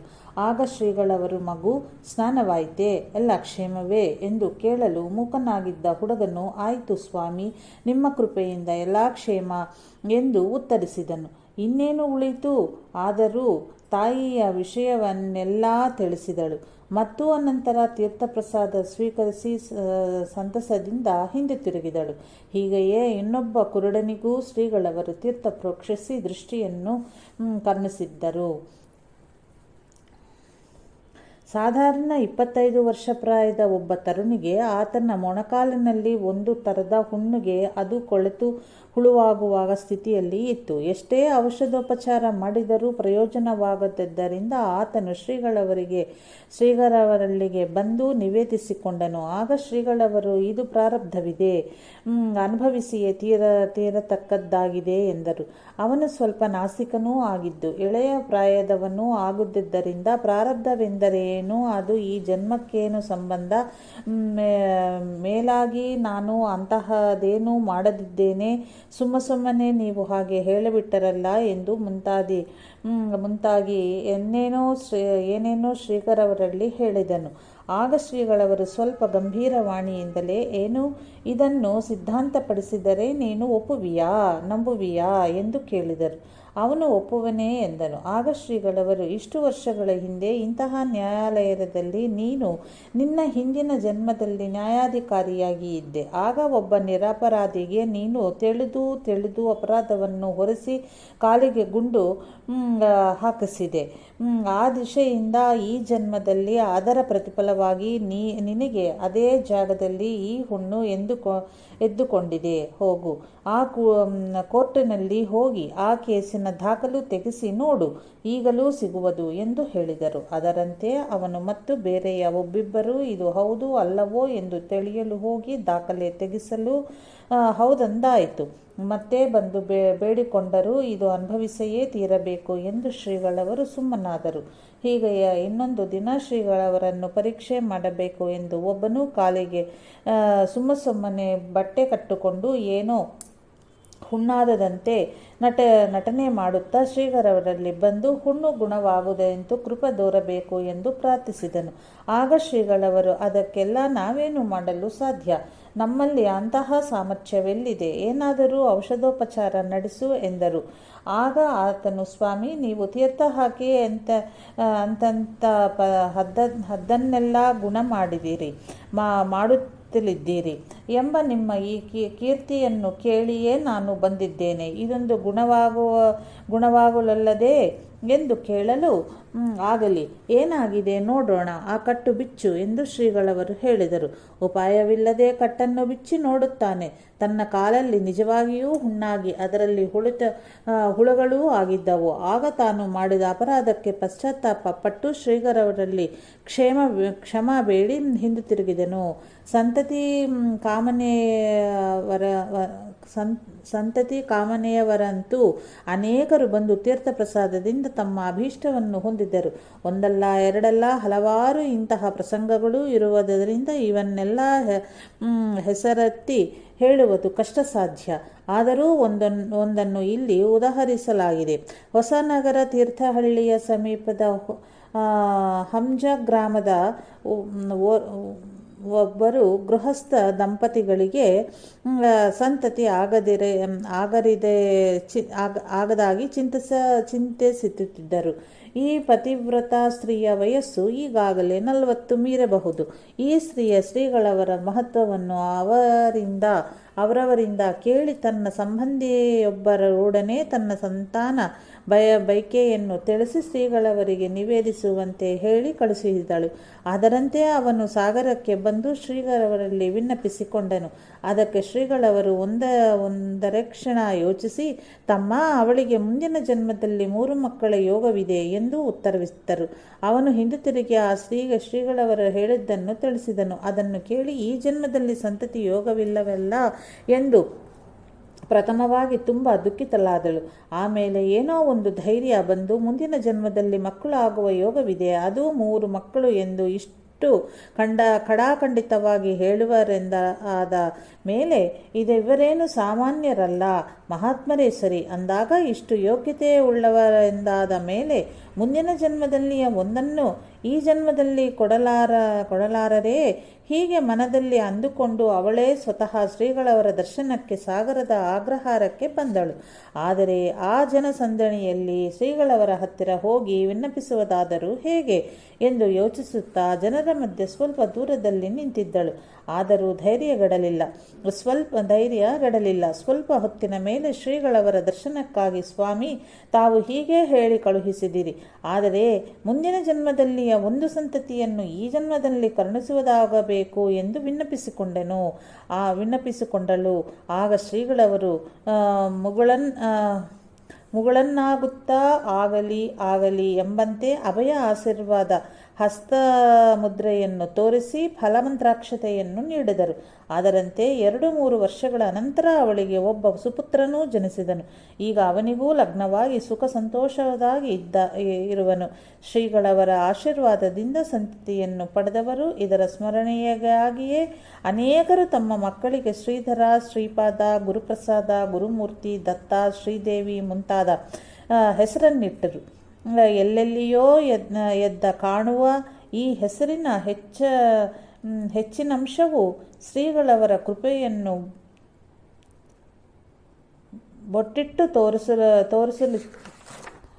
ತೋರಿಸುತ್ತಲಿರುವುದು.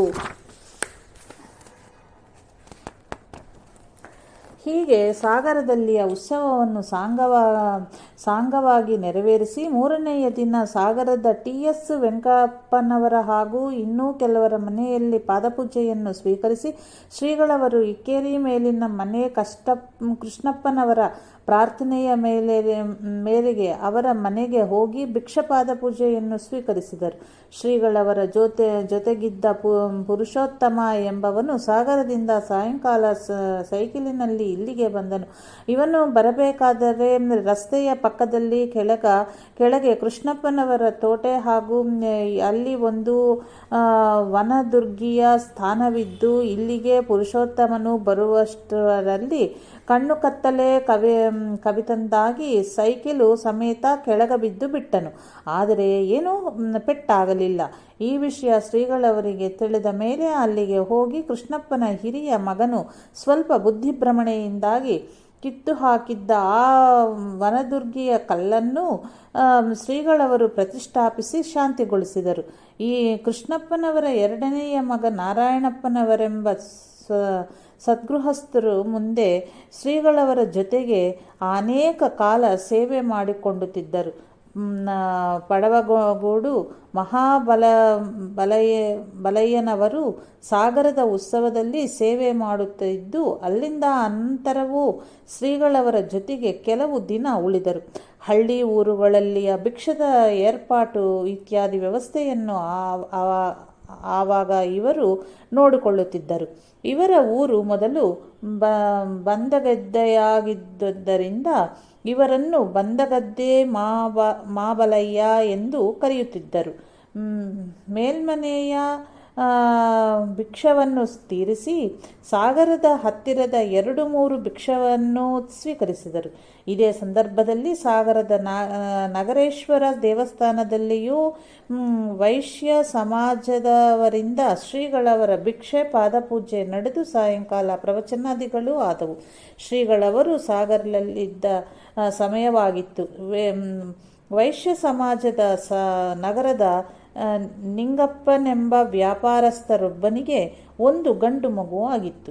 ಹುಟ್ಟಿ 1-2 ತಿಂಗಳುಗಳ ಒಳಗೆಯೇ ಈ ಮಗುವಿಗೆ ಏನೋ ಕಾಯಿಲೆ ಆಗಿ ಬದುಕುವ ಸ್ಥಿತಿ ಇರಲಿಲ್ಲ. ಆಗ ನಿಂಗಪ್ಪ ದಂಪತಿಗಳು ಈ ಮಗುವನ್ನು ಶ್ರೀಗಳವರ ಸನ್ನಿಧಿಗೆ ಕರೆದೊಯ್ದು ಶ್ರೀಗಳವರ ಪಾದದಲ್ಲಿ ಇಟ್ಟು ಮಗುವಿನ ಕಾಯಿಲೆ ವಾಸಿಯಾಗುವಂತೆಯೂ ದೀರ್ಘಾಯುವು ಆಗುವಂತೆಯೂ ಬೇಡಿಕೊಂಡರು. ಶ್ರೀಗಳವರು ಅಭಯ ಆಶೀರ್ವಾದವನ್ನು ಇತ್ತರು. ಏನು ಭಯಪಡಬೇಡರಿ, ಇವನು ಮುಂದೆ ನನ್ನ ಸೇವೆಯನ್ನು ಮಾಡುವವನಾಗಿದ್ದಾನೆ ಎಂದು ಹೇಳಿ ಹರಿಸಿದನು. ಆ ಮಗುವಿಗೆ ನಿಂಗಪ್ಪನ ಮಗ ಸೂರ್ಯನಾರಾಯಣನಾಗಿದ್ದು ವರದಪುರದ ಶ್ರೀಧರಾಶ್ರಮಕ್ಕೆ ಶ್ರದ್ಧಾಭಕ್ತಿಯಿಂದ ನಡೆದುಕೊಂಡರು. ಸ್ಯಾನ್ಲೆ ವೆಂಕಟಗಿರಿಯಪ್ಪನವರು ಕುಗ್ವೆ ಊರಿನ ಸಮೀಪಿದ್ದ ತಮ್ಮ ಒಂದು ಕಟ್ಟಡದಲ್ಲಿ ಒಂದು ದಿನ ಭಿಕ್ಷವಾಗಬೇಕು ಎಂದು ಶ್ರೀಗಳವರಲ್ಲಿ ಬಹುಳ ಬೇಡಿಕೊಂಡಿದ್ದರು. ಅದಕ್ಕೆ ಸ್ವಲ್ಪ ವೇಳೆ ಬೇಕೆಂದು ಹೇಳುತ್ತಲೇ ಶ್ರೀಗಳವರು ಕೆಲವು ದಿನ ಮುಂದೂಡಿ ಈಗ ಒಪ್ಪಿಗೆ ಆಯಿತು ಅಂದರು. ಈಗಾಗಲೇ ಉತ್ಸವ ಕಳೆದು 10-12 ದಿನಗಳು ಸಂದಿರಬಹುದು. ತಳಿರು ತೋರಣಗಳಿಂದ ಅಲಂಕರಿಸಿದ್ದರು. ಕುಗ್ವೆಯ ಆ ಕಟ್ಟಡಕ್ಕೆ ಶ್ರೀಗಳವರ ಆಗಮನವೂ ಆಯಿತು.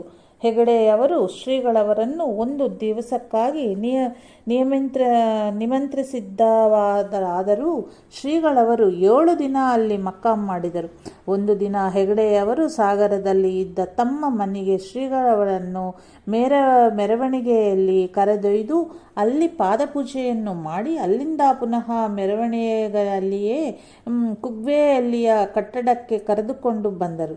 ಒಳಗೆ ಪ್ರವೇಶವಾಗುವ ಸಂದರ್ಭದಲ್ಲಿ ವೆಂಕಟಗಿರಿಯಪ್ಪನವರು ಈ ಕಟ್ಟಡ ಹಾಗೂ ಇದಕ್ಕೆ ಸಂಬಂಧಪಟ್ಟ ಇಲ್ಲಿಯ ಸ್ಥಳವನ್ನು ಅಂತಃಸ್ಫೂರ್ತಿಯಿಂದ ಸಹರ್ಷವಾಗಿ ಶ್ರೀಗಳವರ ಪಾದಕ್ಕೆ ಅರ್ಪಣೆ ಮಾಡಿದರು.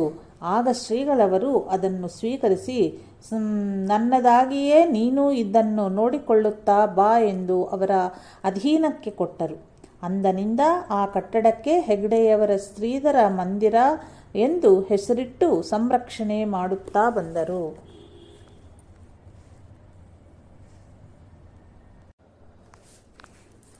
ಇಕ್ಕೇರಿ ನಿರಂತರ ಕಾರ್ಯಕ್ರಮಗಳಿಂದಾಗಿ ಶ್ರೀಗಳವರ ಪ್ರಕೃತಿ ಈಗ ಅಷ್ಟೊಂದು ಚೆನ್ನಾಗಿರಲಿಲ್ಲ. ಶ್ರೀಧರ ಮಂದಿರದಲ್ಲಿ ಶ್ರೀಗಳವರು 7 ದಿವಸ ಕಳೆಯುವಷ್ಟರಲ್ಲಿ ಇಕ್ಕೇರಿಯ ಭೋಮಣ್ಣ ಭಟ್ಟರು ಶ್ರೀಗಳವರ ಭಿಕ್ಷೆಗೆ ಅಣಿ ಮಾಡಿಕೊಂಡು ಶ್ರೀಧರ ಮಂದಿರಕ್ಕೆ ಬಂದು ಶ್ರೀಗಳವರನ್ನು ತಮ್ಮಲ್ಲಿಗೆ ಬರುವಂತೆ ಪ್ರಾರ್ಥಿಸಿಕೊಂಡರು. ಎಲ್ಲ ಅಣಿ ಮಾಡಿದ್ದರಿಂದಲೂ ಸಮೀಪವೇ ಇಕ್ಕೇರಿ ದೇವಸ್ಥಾನವೂ ಇರುವುದರಿಂದಲೂ ಪ್ರಕೃತಿ ಅಶಕ್ತವಾಗಿದ್ದರೂ ಶ್ರೀಗಳವರು ಸಮ್ಮತಿಯಿತ್ತರು. ಇಕ್ಕೇರಿ ದೇವಸ್ಥಾನವೆಂಬುದು ರಾಜವೈಭವದ ದೊಡ್ಡ ಶಿಲಾಮಯ ಶಿವಾಲಯವೂ ಆಗಿರುವುದು. ಇಲ್ಲಿಯ ವಿಶಾಲ ಈಶ್ವರ ಲಿಂಗ ಮತ್ತು ದೊಡ್ಡ ನಂದಿಯು ನೋಡುವ ಹಾಗಿದೆ. ಈಶ್ವರನ ಎಡಭಾಗದಲ್ಲಿ ಒಂದು ದೇವಿ ದೇವಸ್ಥಾನವೂ ಇದೆ. ಈ ಇಕ್ಕೇರಿಯ ಮಹಿಮೆಯನ್ನು ಸರ್ವಜ್ಞ ಕವಿಯು ಕೊಂಡಾಡಿದ್ದಾನೆ. ಶ್ರೀಗಳವರು ಇಲ್ಲಿ ಶಿವನಿಗೆ ಅಭಿಷೇಕಾದಿಗಳನ್ನು ಮಾಡಿ ಕ್ಷೇತ್ರವನ್ನು ಪವಿತ್ರಗೊಳಿಸಿ ದೇವರಿಗೆ ಕಲೆಯನ್ನು ಹೆಚ್ಚಿಸಿದರು. ಹಾಗೂ ನಿಂತು ಹೋಗಿದ್ದ ರಥೋತ್ಸವವನ್ನು ಯಥಾಕ್ರಮದಂತೆ ಮಾಡಲು ತಿಳಿಸಿದರು. ಶ್ರೀಗಳವರ ಆದೇಶ ಕೃಪೆಯಿಂದ ಇಂದಿಗೂ ರಥೋತ್ಸವವು ಜರುಗುತ್ತಲಿದೆ. ಭೋಮಣ್ಣ ಭಟ್ಟರ ಭಿಕ್ಷೆ ಪಾದಪೂಜೆಯನ್ನು ಸ್ವೀಕರಿಸಿ ಶ್ರೀಧರ ಮಂದಿರಕ್ಕೆ ಬಂದರು. ಕುಗ್ವೆ ನಾರಾಯಣಪ್ಪನವರು ತಮ್ಮಲ್ಲಿಗೆ ಭಿಕ್ಷೆಗೆ ಬರಬೇಕೆಂದು ಬಹಳ ದಿವಸದಿಂದ ಶ್ರೀಗಳವರಲ್ಲಿ ಪ್ರಾರ್ಥಿಸಿದ್ದರು. ಗಣಪತಿ ಮಾಸ್ತರರು ಮತ್ತು ನಾರಾಯಣಪ್ಪನವರು ಶ್ರೀಗಳವರ ಹಳೆಯ ಶಿಷ್ಯರೇ ಆಗಿದ್ದರು. ನನ್ನ ಮನೆಗೆ ಬರಬೇಕಾದರೆ ಆವಾಗ ಇವಾಗ ಎಂದಿಲ್ಲ, ಯಾವಾಗಲಾದರೂ ಬರುತ್ತೇನೆ ಎಂದು ಶ್ರೀಗಳವರು ಹೇಳಿದ್ದರು. ಕುಗ್ವೆ ನಾರಾಯಣಪ್ಪನ ಮನೆ ಶ್ರೀಧರ ಮಂದಿರಕ್ಕೆ ಸಮೀಪವೇ ಇದ್ದುದರಿಂದ ಒಂದು ದಿನ ರಾತ್ರಿ ನಾರಾಯಣಪ್ಪನು ದರ್ಶನಕ್ಕೆ ಬಂದಾಗ ಶ್ರೀಗಳವರಾಗಿಯೇ ನಾಳೆ ನಿನ್ನಲ್ಲಿ ಭಿಕ್ಷೆ ಎಂದರು. ಸ್ವಾಮಿ, ಯಾವ ತಯಾರಿಯನ್ನೂ ಮಾಡಿಲ್ಲ. ಒಮ್ಮೆಲೆ ಹೀಗೆ ನಾಳೆಯೇ ಎಂದರೆ ನಾನೇನು ಮಾಡಲಿ? ಕಾರಿಗೂ ಹೇಳಲಿಲ್ಲ ಎಂದು ನಾರಾಯಣಪ್ಪನು ಪ್ರಾರ್ಥಿಸಿಕೊಂಡಿದ್ದರು. ತಯಾರಿ ಏನಾಗಬೇಕಾಗಿದೆ? ಕಾರು ಏಕೆ? ಇಲ್ಲಿಗೆ ಸಮೀಪವೇ ಇರುವುದರಿಂದ ನಡೆದೇ ಬಂದು ಬಿಡುತ್ತೇನೆ ಎಂದು ಶ್ರೀಗಳವರು ಉತ್ತರಿಸಿದರು. ಆಗಲಿ ಎಂದು ಒಪ್ಪಿಕೊಂಡು ಕಾರಿಗೂ ಹೇಳಿ ಕಳುಹಿಸಿ ಮನೆಯಲ್ಲಿಯೂ ಎಲ್ಲ ತಯಾರಿ ನಡೆಯಿತು. ಅದರಂತೆ ಶ್ರೀಗಳವರು ಹೊಳೆಯಪ್ಪ ಎಂಬವನ ಕಾರಿನಲ್ಲಿಯೇ ಹೋಗಿ ಭಿಕ್ಷೆ ತೀರಿಸಿ ಬಂದರು. ಭಿಕ್ಷೆಗೆ ನಿಶ್ಚಯವಾದದ್ದು ಹೆಗ್ಗಡೆಯವರಿಗೆ ಗೊತ್ತಿರಲಿಲ್ಲ. ಗೊತ್ತಾಗಿದ್ದರೂ ತನ್ನಲ್ಲಿ ಹೇಳಿ ನಿಶ್ಚಯಿಸಲಿಲ್ಲವೆಂದು ಹೆಗ್ಗಡೆಯವರಿಗೆ ಸ್ವಲ್ಪ ಅನಿಸಿರಬೇಕು.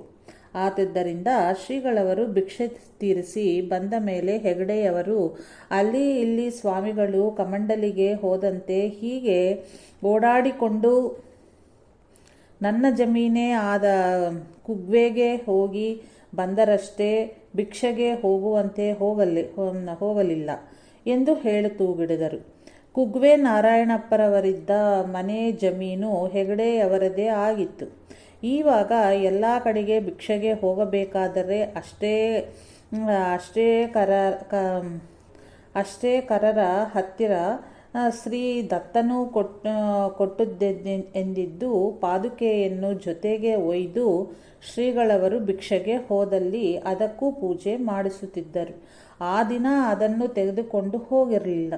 ಹೀಗಾಗಿ ಹೆಗ್ಗಡೆಯವರಿಗೆ ಆ ಮಾತು ಹೇಳಲಿಕ್ಕೆ ಅವಕಾಶವಾಯಿತು. ಗುರು ಶಿಷ್ಯರ ವ್ಯವಹಾರ ಒಂದು ಬೇರೆಯೇ ಇರುತ್ತದೆ ಎಂಬುದು ಎಲ್ಲರಿಗೂ ಒಮ್ಮೆಲೆ ಹೇಗೆ ಬರುವುದು? ಹೆಗ್ಗಡೆಯವರ ಮಾತು ಕೇಳಿ ನಾರಾಯಣಪ್ಪನಿಗೆ ಸ್ವಲ್ಪ ಬೇಸರವಾದರೂ ಶ್ರೀಗಳವರು ಸಮಾಧಾನಗೊಳಿಸಿದರು. ಶ್ರೀಧರ ಮಂದಿರದಲ್ಲಿದ್ದಾಗ ಒಂದು ದಿನ ಶ್ರೀಗಳವರು ಕಾನ್ಲೆಗೆ ಹೋಗಿ ಶಂಕರನಾರಾಯಣ ಹೆಗಡೆಯವರ ಭಿಕ್ಷವನ್ನು ತೀರಿಸಿ ಬಂದರು. ಆವಾಗ ಇವರ ಧರ್ಮಪತ್ನಿಯ ಮೈಮೇಲೆ ಯಾವುದೋ ಒಂದು ಪಿಸಾಚಿಯು ಬಂದು ಹಿಡಿದಿತ್ತು. ಅದು ಶ್ರೀಗಳವರ ಕೃಪೆಯಿಂದ ಅಷ್ಟಷ್ಟಾಗಿ ಪೂರ್ಣ ವಾಸಿಯಾಯಿತು. ಇದೇ ಸಂದರ್ಭದಲ್ಲಿ ಬೆಳ್ಳೇನೆ ದೇವಸ್ಥಾನದಲ್ಲಿಯೂ ಶ್ರೀಗಳವರ ಭಿಕ್ಷೆ ಆಯಿತು. ಬೆಳ್ಳಣ್ಣೆ ಎಂಬುದು ಹಿಂದೆ ಬಿಲ್ವ ಮನೆ ಎಂಬ ಹೆಸರಿನ ಸುಪ್ರಸಿದ್ಧ ಪುರಾತನ ಕ್ಷೇತ್ರವಾಗಿತ್ತೆಂದು ಹೇಳುತ್ತಾರೆ. ಇಲ್ಲಿಯ ಶಂಭುಲಿಂಗೇಶ್ವರ ದೇವಸ್ಥಾನದಲ್ಲಿ ಲಿಂಗವೂ ದೊಡ್ಡದಾಗಿ ಸುಂದರವಾಗೂ ಇದೆ. ಹಿಂದೆ ಇಲ್ಲಿ ಜರುಗುತ್ತಿದ್ದ ರಥೋತ್ಸವಾದಿಗಳು ನಿಂತು ಹೋಗಿ ತುಂಬ ಜೀರ್ಣಾವಸ್ಥೆಗೆ ತಲುಪುವುದರಲ್ಲಿತ್ತು. ರಥೋತ್ಸವದ ಸಂದರ್ಭದಲ್ಲಿ ಕೆಲವು ದುಷ್ಟ ರಾಕ್ಷಸ ಗಣಗಳು ತುಂಬ ತೊಂದರೆ ಕೊಡುತ್ತಾ ಇದ್ದವು.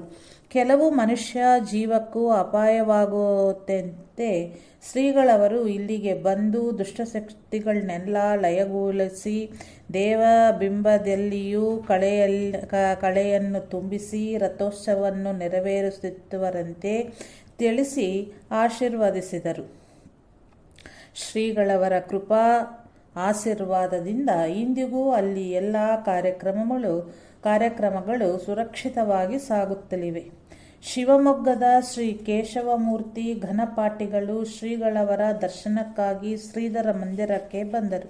ಈ ಘನ ವಿದ್ವಾಂಸರಿಗೆ ಹೊಟ್ಟೆ ನೋವಿನ ರೋಗ ಉಂಟಾಗಿ ಬಹಳ ಬಾಧಕರವಾಗಿತ್ತು. ಡಾಕ್ಟರರಿಗೆ ತೋರಿಸಿದಾಗ ಶಸ್ತ್ರಚಿಕಿತ್ಸೆ ಮಾಡದೆ ಇದು ವಾಸಿಯಾಗುವುದಿಲ್ಲ, ಅಲ್ಲದೆ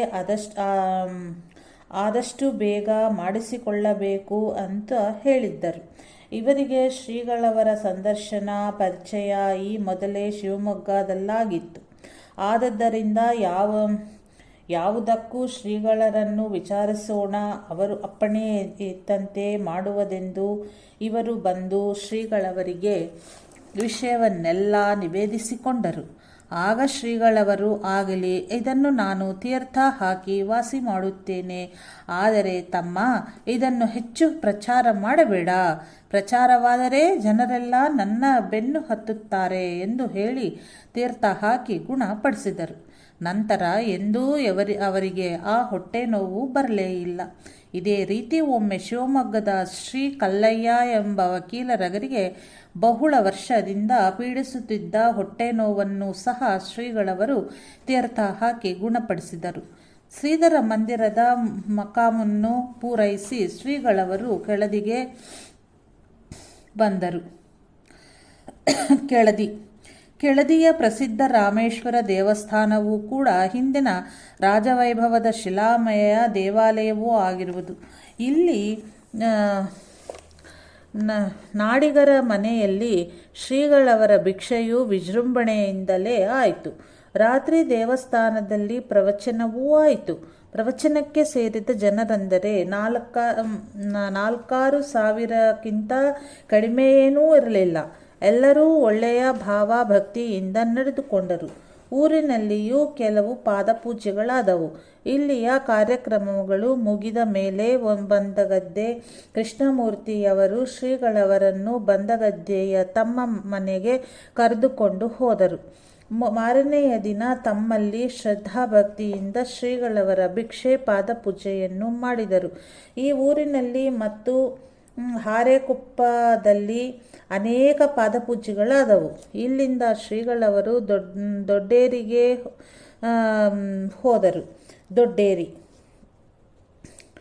ಉಳವಿಯ ಸಮೀಪದ ದೊಡ್ಡೇರಿಯಲ್ಲಿ ಇಲ್ಲಿಯ ಜನರು ಪರಮಾರ್ಥ ಸಾಧನಾ ಸಂಘ ಎಂಬ ಒಂದು ಸಂಸ್ಥೆಯನ್ನು ಮಾಡಿಕೊಂಡಿದ್ದರು. ಅವರುಗಳು ಬಂದು ಶ್ರೀಗಳವರನ್ನು ಪ್ರಾರ್ಥಿಸಿಕೊಂಡ ಮೇರೆಗೆ ಶ್ರೀಗಳವರು ಅಲ್ಲಿಗೆ ಹೋಗಿ ಪರಮಾತ್ಮ ಶರಣಾಗತಿ ಎಂಬ ವಿಷಯದ ಮೇಲೆ ಸರ್ವಧರ್ಮಾನ್ ಪರಿತ್ಯಜ್ಯ ಮಮೇಕಂ ಶರಣಂ ವ್ರಜ ಅಹಂ ತ್ವಾ ಸರ್ವಂ ಪಾಪಾಭ್ಯೋ ಮೋಕ್ಷಯಿಷ್ಯಾಮಿ ಮಾ ಶುಚಃ. ಈ ಗೀತಾ ಶ್ಲೋಕವನ್ನೆತ್ತಿ 1 ತಾಸು ಪ್ರವಚನವನ್ನು ಮಾಡಿ ಆಶೀರ್ವದಿಸಿ ಅಲ್ಲಿಂದ ಭೀಮಕೋನೆ ಊರಿಗೆ ತೆರಳಿದರು.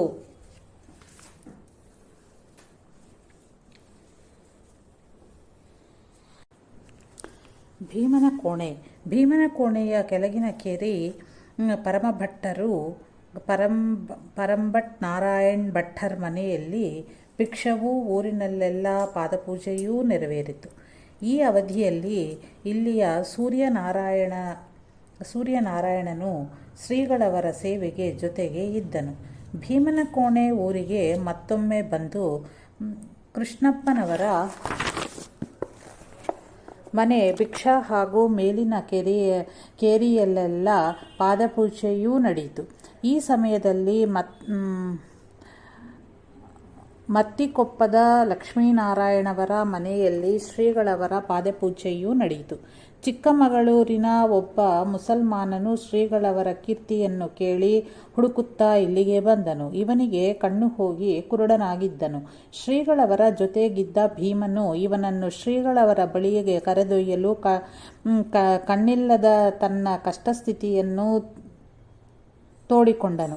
ಆಗ ಶ್ರೀಗಳವರು ಕ್ಷಣಕಾಲ ಸುಮ್ಮನಿದ್ದು ಅನಂತರ ಅವನನ್ನು ಕುರಿತು, ಈ ಮುಂದೆ ಎಂದೆಂದಿಗೂ ಪರಶ್ರೀಯರನ್ನು ಕಣ್ಣೆತ್ತಿ ನೋಡದೆ ಎಲ್ಲರನ್ನೂ ಮಾತೃಭಾವನೆಯಿಂದ ಕಾಣಬೇಕು ಎನ್ನಲು ಅಳುತ್ತಾ ಕಾಲಿಗೆ ಬಿದ್ದು, ಸರ್ವಥಾ ತಪ್ಪಾಯಿತು ಸ್ವಾಮಿ, ಮುಂದೆ ನಿಮ್ಮ ಆಜ್ಞೆಯಂತೆ ನಡೆದುಕೊಳ್ಳುವನು ಎಂದನು. ಆಗ ಶ್ರೀಗಳವರು ತೀರ್ಥ ಪ್ರೋಕ್ಷಿಸಿದ ಕೂಡಲೇ ಹೋಗಿದ್ದ ಕಣ್ಣು ದೃಷ್ಟಿ ಬಂದು ಅತ್ಯಾನಂದವಾಗಿ ನಮಸ್ಕರಿಸಿ ಹಿಂದೆ ತಿರುಗಿದನು. ಭೀಮನ ಕೋಣೆಗ ಸಮೀಪದ ಹಗ್ಗೋಡು ಎಂಬ ಊರಿನಲ್ಲಿ ರಾಮಕೃಷ್ಣ ಎಂಬುವನೊಬ್ಬನು ಇದ್ದನು. ಇವನು ಈ ಭಾಗದಲ್ಲಿ ಸುಪ್ರಸಿದ್ಧ ಕಳ್ಳನಾಗಿದ್ದನು. ಇವತ್ತು ನಿಮ್ಮಲ್ಲಿಂದ ಕದಿಯುತ್ತೇನೆ ಎಂದು ಹೇಳಿ ಎಷ್ಟೇ ಕಾವಲಿ ಇಟ್ಟು ಜಾಗೃತರಾಗಿ ಇದ್ದರೂ ಇವನು ತನ್ನ ಮಾತಿನಂತೆ ಕದ್ದೇ ತೀರಿದ ಘಟನೆಗಳಿದ್ದವಂತೆ. ಇವನ ಕಳ್ಳತನದಿಂದಾಗಿ ಅನೇಕರು ತೊಂದರೆಗೀಡಾಗಿದ್ದರು. ಇವನು ಶ್ರೀಗಳವರ ಖ್ಯಾತಿ ಮಹಿಮೆಯನ್ನು ಕೇಳಿ ಒಂದು ದಿನ ಶ್ರೀಗಳವರಿಗೆ ದರ್ಶನಕ್ಕಾಗಿ ಬಂದನು. ಇವನು ಬಂದಾಗ ಶ್ರೀಗಳವರ ಪ್ರವಚನ ನಡೆಯುವ ಕಾಲವಾಗಿತ್ತು. ಸುಮ್ಮನೆ ಒಂದು ಮೂಲೆಯಲ್ಲಿ ಶ್ರವಣ ಮಾಡುತ್ತಾ ಕುಳಿತನು. ಮನೆಯವರಿಗೆ ಇವನಲ್ಲಿ ಏನನ್ನು ಕದಲಿಯಕ್ಕೆ ಬಂದೇನೋ ಎಂಬ ಭೀತಿ. ಆದರೆ ಶ್ರೀಗಳವರ ಪ್ರವಚನದಿಂದ ಇವನ ಮನಸ್ಸು ಪರಿವರ್ತನೆಯೂ ಆಗಿ ಪ್ರವಚನ ಮುಗಿದ ಕೂಡಲೇ ಶ್ರೀಗಳವರ ಮುಂದೆ ಬಂದು ಪಾದಕ್ಕೆ ಬಿದ್ದನು. ಅಷ್ಟರಲ್ಲಿ ಭಕ್ತಾದಿಗಳು ಇವನ ಕಳ್ಳತನದ ಬಗ್ಗೆ ಶ್ರೀಗಳವರಿಗೆ ನಿವೇದಿಸಿದರು. ಶ್ರೀಗಳವರು ವಿಚಾರಿಸಲು ಇವನು ತನ್ನ ಕಳ್ಳತನವನ್ನೆಲ್ಲ ಒಪ್ಪಿಕೊಂಡನು. ಆಗ ಶ್ರೀಗಳವರು ಅವನಿಗೆ ಕಳ್ಳತನದ ದೋಷ ಪಾಪಗಳನ್ನು ವಿಚಾರಿಸಿ ಹೇಳಿ ಇನ್ನು ಮುಂದೆ ಕದಿಯದಂತೆ ಹೇಳಿದರು. ತನ್ನ ಪಾಪಕೃತ್ಯದ ಬಗ್ಗೆ ಪಶ್ಚಾತ್ತಾಪ ಹೊಂದಿ ಇನ್ನು ಮುಂದೆ ಕದಿಯುವುದಿಲ್ಲವೆಂದು ಹೇಳಿದನು. ಆದರೆ ಹೊಟ್ಟೆಗಿಲ್ಲದಿದ್ದರೆ ನಾನೇನು ಮಾಡಲಿ, ಕದಲಿಯಲೇಬೇಕಾಗುತ್ತದೆ ಎಂದು ಹೇಳಿದಾಗ ನಿನಗೆ ಹೊಟ್ಟೆಗಿಲ್ಲದಂತೆ ಆಗುವುದಿಲ್ಲ. ಈಗ ಏನಾದರೂ ಪ್ರಸಂಗ ಬಂದರೆ 4 ಮನೆ ಭಿಕ್ಷಾ ಬೇಡು ಎಂದು ಹೇಳಿ ಕೆಲವು ರೂಪಾಯಿಗಳನ್ನು ಶ್ರೀಗಳವರು ನೀಡಿ ಆಶೀರ್ವದಿಸಿದರು. ಅಂದಿನಿಂದ ಕಳ್ಳತನವನ್ನು ಸಂಪೂರ್ಣವಾಗಿ ತೊರೆದುದು ಮಾತ್ರವೇ ಅಲ್ಲ, 4 ಸಲ ಪೊಲೀಸರ ಕೈಗೆ ಹಿಂದೆ ಸಿಕ್ಕಿಬಿದ್ದದ್ದರಿಂದ 4ನೇ ನಂಬರಿನ ಕಳ್ಳ ರಾಮಕೃಷ್ಣ ಎಂಬ ಒಂದು ಹಣೆ ಪಟ್ಟಿಯನ್ನು ಕುತ್ತಿಗೆ ಹಾಕಿಕೊಳ್ಳ ತೂಗಿಡಿದನು. ಅಷ್ಟಷ್ಟಾಗಿ ಗುರುಭಕ್ತ ಸಜ್ಜನದಾಗ ತೂಗಿಡಿದನು.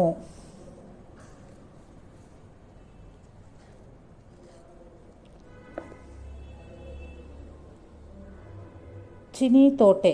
ಭೀಮನ ಕೋಣೆಯಿಂದ ಇಲ್ಲಿಗೆ ಸಮೀಪದ ಚಿನಿತೋಟೆ ಊರಿಗೆ ಶ್ರೀಗಳವರು ಆಗಮಿಸಿದರು. ಇಲ್ಲಿ ಊರಿನವರೆಲ್ಲ ಸೇರಿ ಊರ ದೇವಸ್ಥಾನದಲ್ಲಿಯೇ ಶ್ರೀಗಳವರ ಭಿಕ್ಷೆ ಏರ್ಪಡಿಸಿದ್ದರು. ವಿಜೃಂಭಣೆಯಿಂದ ಭಿಕ್ಷೆ, ಪಾದಪೂಜೆ, ಸಾಯಂಕಾಲ ಪ್ರವಚನವು ಎಲ್ಲ ನೆರವೇರಿತು. ಮಾರನೆಯ ದಿನ ಪುರಪ್ಪ ಮನೆಯಲ್ಲಿ ಭಿಕ್ಷದ ಕಾರ್ಯಕ್ರಮ ಇತ್ತು. ಗಣಪತಿ ಮಾಸ್ತರರನ್ನು ಕುರಿತು ಶ್ರೀಗಳವರು ಈ ಮೊದಲೇ 1-2 ಸಲ ತಮ್ಮ ಜೊತೆಗೆ ಇರುವಂತೆಯೂ ಸಾಗರದ ಭಾಗದಲ್ಲಂತೂ ಕಾಯಂ ಇರುವಂತೆಯೂ ಹೇಳಿದ್ದರು. ಆದರೆ ಮಾಸ್ತರರು ಅದಕ್ಕೆ ಅಷ್ಟೊಂದು ಕಿವಿ ಕೂಡದೆ ಹೋಗಿ ಬಂದು ಕೈಲಾದ ಸೇವೆ ಮಾಡುತ್ತಿದ್ದರು ಅಷ್ಟೆ. ಈವಾಗ ಸ್ವಲ್ಪ ಗಡುಸಾಗಿಯೇ ಹೇಳಬೇಕೆಂದು ಏನೋ ಶ್ರೀಗಳವರು ಮಾಸ್ತರರನ್ನು ಸ್ವಲ್ಪ ದೂರ ಒಯ್ದು, ತಮ್ಮ, ನೀನು ಕರ್ನಾಟಕದಲ್ಲಿಯ ಮೊದಲನೆಯ ಶಿಷ್ಯ ಕುಗ್ವೆಯವನನ್ನು, ಹಾಗೆಯೇ ನೀವೆಲ್ಲ ಸಂಸಾರವೆಂದು ಬಹಳ ಹಚ್ಚಿಕೊಂಡು ಗುರುವಿನಿಂದ ದೂರ ಇರುತ್ತಿರಲ್ಲ. ದೂರವಿದ್ದರೆ ನಿಮಗೆಲ್ಲ ಗುರುಗಳು ಬೇಕು, ಹತ್ತಿರ ಬಂದರೆ ನೀವು ದೂರವಾಗುತ್ತೀರಿ. ಪುಣ್ಯಸ್ಯ ಫಲಮಿಚ್ಛಂತಿ ಪುಣ್ಯಂ ನೆಚ್ಛಂತಿ ಮಾನವಃ. ಪ್ರತಿಯೊಬ್ಬನೂ ಪುಣ್ಯದ ಫಲವನ್ನು ಬಯಸುತ್ತಾನೆ, ಆದರೆ ಪುಣ್ಯವನ್ನು ಮಾಡಲು ಬಯಸುವುದಿಲ್ಲ ಎಂಬಂತೆ ನಿಮಗೆಲ್ಲ ಗುರುಕೃಪೆ ಬೇಕು. ಗುರುಕೃಪೆಯ ಸಾಧನವಾದ ಗುರುಸೇವೆ ಮಾತ್ರ ಬಯಸುವುದಿಲ್ಲ ಎಂಬಂತೆ ನಿಮಗೆಲ್ಲ ಗುರುಕೃಪೆ ಬೇಕು. ಗುರುಕೃಪೆಯ ಸಾಧನವಾದ ಗುರುಸೇವೆ ಮಾತ್ರ ನಿಮಗೆ ಬೇಡವಾಗಿದೆ. ಗುರುರ್ ಕೃಪಾ ಪ್ರಸಾದೇನ ಬ್ರಹ್ಮ ವಿಷ್ಣು ಮಹೇಶ್ವರಾಃ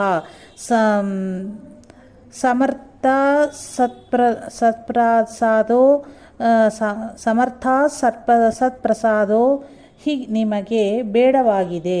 ಗುರು ಕೃಪಾ ಪ್ರಸಾದೇನ ಬ್ರಹ್ಮ ವಿಷ್ಣು ಮಹೇಶ್ವರಾಃ ಸಮರ್ಥ ಸತ್ಪ್ರಸಾದೋ ಹಿ ಕೇವಲಂ ಗುರುಸೇವೆಯ ಶ್ರೀ ಗುರುವಿನ ಕೃಪಾನುಗ್ರಹದಿಂದಲೇ ಬ್ರಹ್ಮ ವಿಷ್ಣು ಮಹೇಶ್ವರರು ಕೂಡ ತಮ್ಮ ತಮ್ಮ ಕರ್ತವ್ಯವನ್ನು ಮಾಡುವುದರಲ್ಲಿ ಸಮರ್ಥರಾಗಿದ್ದಾರೆ. ಗುರುವಿನ ಅನುಗ್ರಹವಾದರೂ ಕೇವಲ ಗುರುಸೇವೆಯಿಂದ ಲಭಿಸುವುದು ಎಂಬುದಾಗಿ ಗುರುಗೀತೆಯಲ್ಲಿಯೂ ಹೇಳಿದೆ.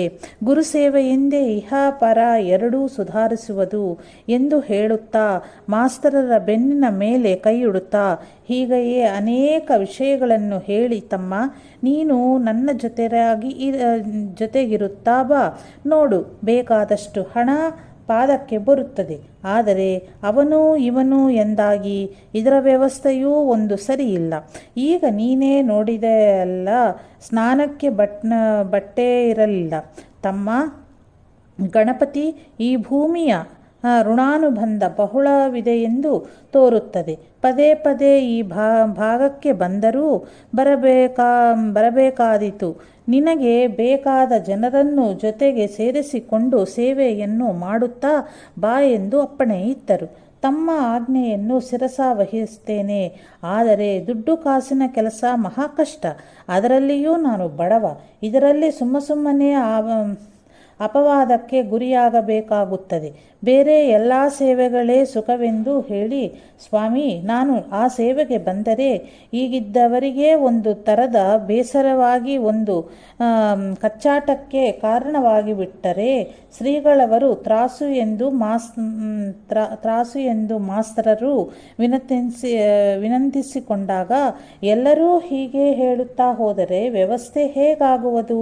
ತಾನು ಸರಿಯಾಗಿದ್ದು ಜನರು ಏನಾದರೂ ಆಪಾದನೆ ಹೊರಿಸಿದರೆ ಅದೊಂದು ಭೂಷಣವೆಂತಲೇ ಭಾವಿಸಬೇಕು. ಸೇವೆಗೆ ಬಡವ ಬಲ್ಲಿದನೆಂಬ ಪ್ರಶ್ನೆ ಇಲ್ಲ ಎಂದು ಶ್ರೀಗಳವರು ಉತ್ತರಿಸಿದರು. ಆಗಲಿ, ತಮ್ಮ ಆಜ್ಞೆಯಂತೆ ನಡೆದುಕೊಳ್ಳುತ್ತೇನೆ ಎಂದು ಪುನಃ ನಮಸ್ಕರಿಸಿ, ಆ ದಿನ ಶಾಲೆ ಇದ್ದದ್ದರಿಂದ ಮಾಸ್ತರರು ಮತ್ತು ಕುಗ್ವೆ ನಾರಾಯಣಪ್ಪ ಮೇಲಿನ ಮನೆ ನಾರಾಯಣಪ್ಪನಿಗೆ ಇರುವಂತೆ ಹೇಳಿ ಹೊರಟು ಹೋದರು. ಮಾಸ್ತರರ ಹೆಸರು ಗಣಪತಿ ಭಟ್ಟ ಎಂದಾಗಿತ್ತು. ಇವರು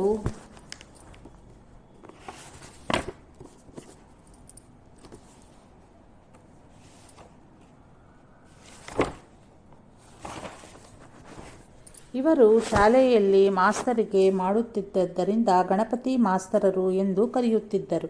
ಅನಂತರ 4-6 ದಿವಸಗಳಲ್ಲಿಯೇ ಗಣಪತಿ ಮಾಸ್ತರರು ತಮಗೆ ಪರಿಚಿತರಾದ ಶ್ರೀ ಕುಗ್ವೆ ನಾರಾಯಣಪ್ಪ ಇಕ್ಕೇರಿ ಮೇಲಿನ ಮನೆ ನಾರಾಯಣಪ್ಪ ಮತ್ತು ಕವಲಕೂಡು ದೀಕ್ಷಿತ ನಾರಾಯಣ ಭಟ್ಟರು ಇವರನ್ನು ಸೇರಿಸಿ ಒಂದು ಗುರುಭಕ್ತರ ಗುಂಪು ಮಾಡಿಕೊಂಡರು. ಇವರು ಸೇವೆಯನ್ನು ಕೈಗೊಂಡ ಕೆಲವೇ ದಿನಗಳಲ್ಲಿ ಇವರುಗಳ ಸೇವೆಯನ್ನು ಕಂಡು ಹಣಕಾಸಿನ ಹಾಗೂ ಎಲ್ಲ ಜವಾಬ್ದಾರಿಯನ್ನು ಶ್ರೀಗಳವರು ಇವರಿಗೆ ವಹಿಸಿದರು. ಅಂತೂ ಇವರು ಶ್ರೀ ಗುರುಸೇವೆಯನ್ನು ಕೈಗೊಂಡು ಒಬ್ಬರಲ್ಲ ಒಬ್ಬರು ಕೊನೆಯವರೆಗೂ ಸತತವಾಗಿ ಶ್ರೀಗಳವರ ಸನ್ನಿಧಿಯಲ್ಲೇ ಇದ್ದು ಶ್ರೀ ಗುರುಸೇವೆ ಮಾಡಿದರು. ಚೀನಿ ತೋಟದರಿಂದ ಶ್ರೀಗಳವರು ಪುರಪ್ಪೆ ಮನೆಗೆ ಬಂದು ತಿಮ್ಮಯ್ಯನವರ ಭಿಕ್ಷೆಯನ್ನು ಸ್ವೀಕರಿಸಿದರು. ತಿಮ್ಮಯ್ಯನವರು ಮನೆಯ ಸಮೀಪ ಒಂದು ಸಣ್ಣ ದೇವಸ್ಥಾನವನ್ನು ಸ್ವತಂತ್ರವಾಗಿ ಕಟ್ಟಿಸಿದರು. ಶ್ರೀಗಳವರು ಅಲ್ಲಿಗೂ ಹೋಗಿ ಅಭಿಷೇಕಾದಿಗಳನ್ನು ಮಾಡಿದರು. ಇವರಿಗೆ ಪುತ್ರ ಸಂತತಿ ಇರಲಿಲ್ಲ. ಶ್ರೀಗಳವರನ್ನು ಪ್ರಾರ್ಥಿಸಿಕೊಳ್ಳಲು ಪುತ್ರ ಸಂತತಿಯಾಗಿ ಆಶೀರ್ವದಿಸಿದರು. ಮುಂದೆ ಅದಂತೆಯೇ ಪುತ್ರ ಸಂತತಿ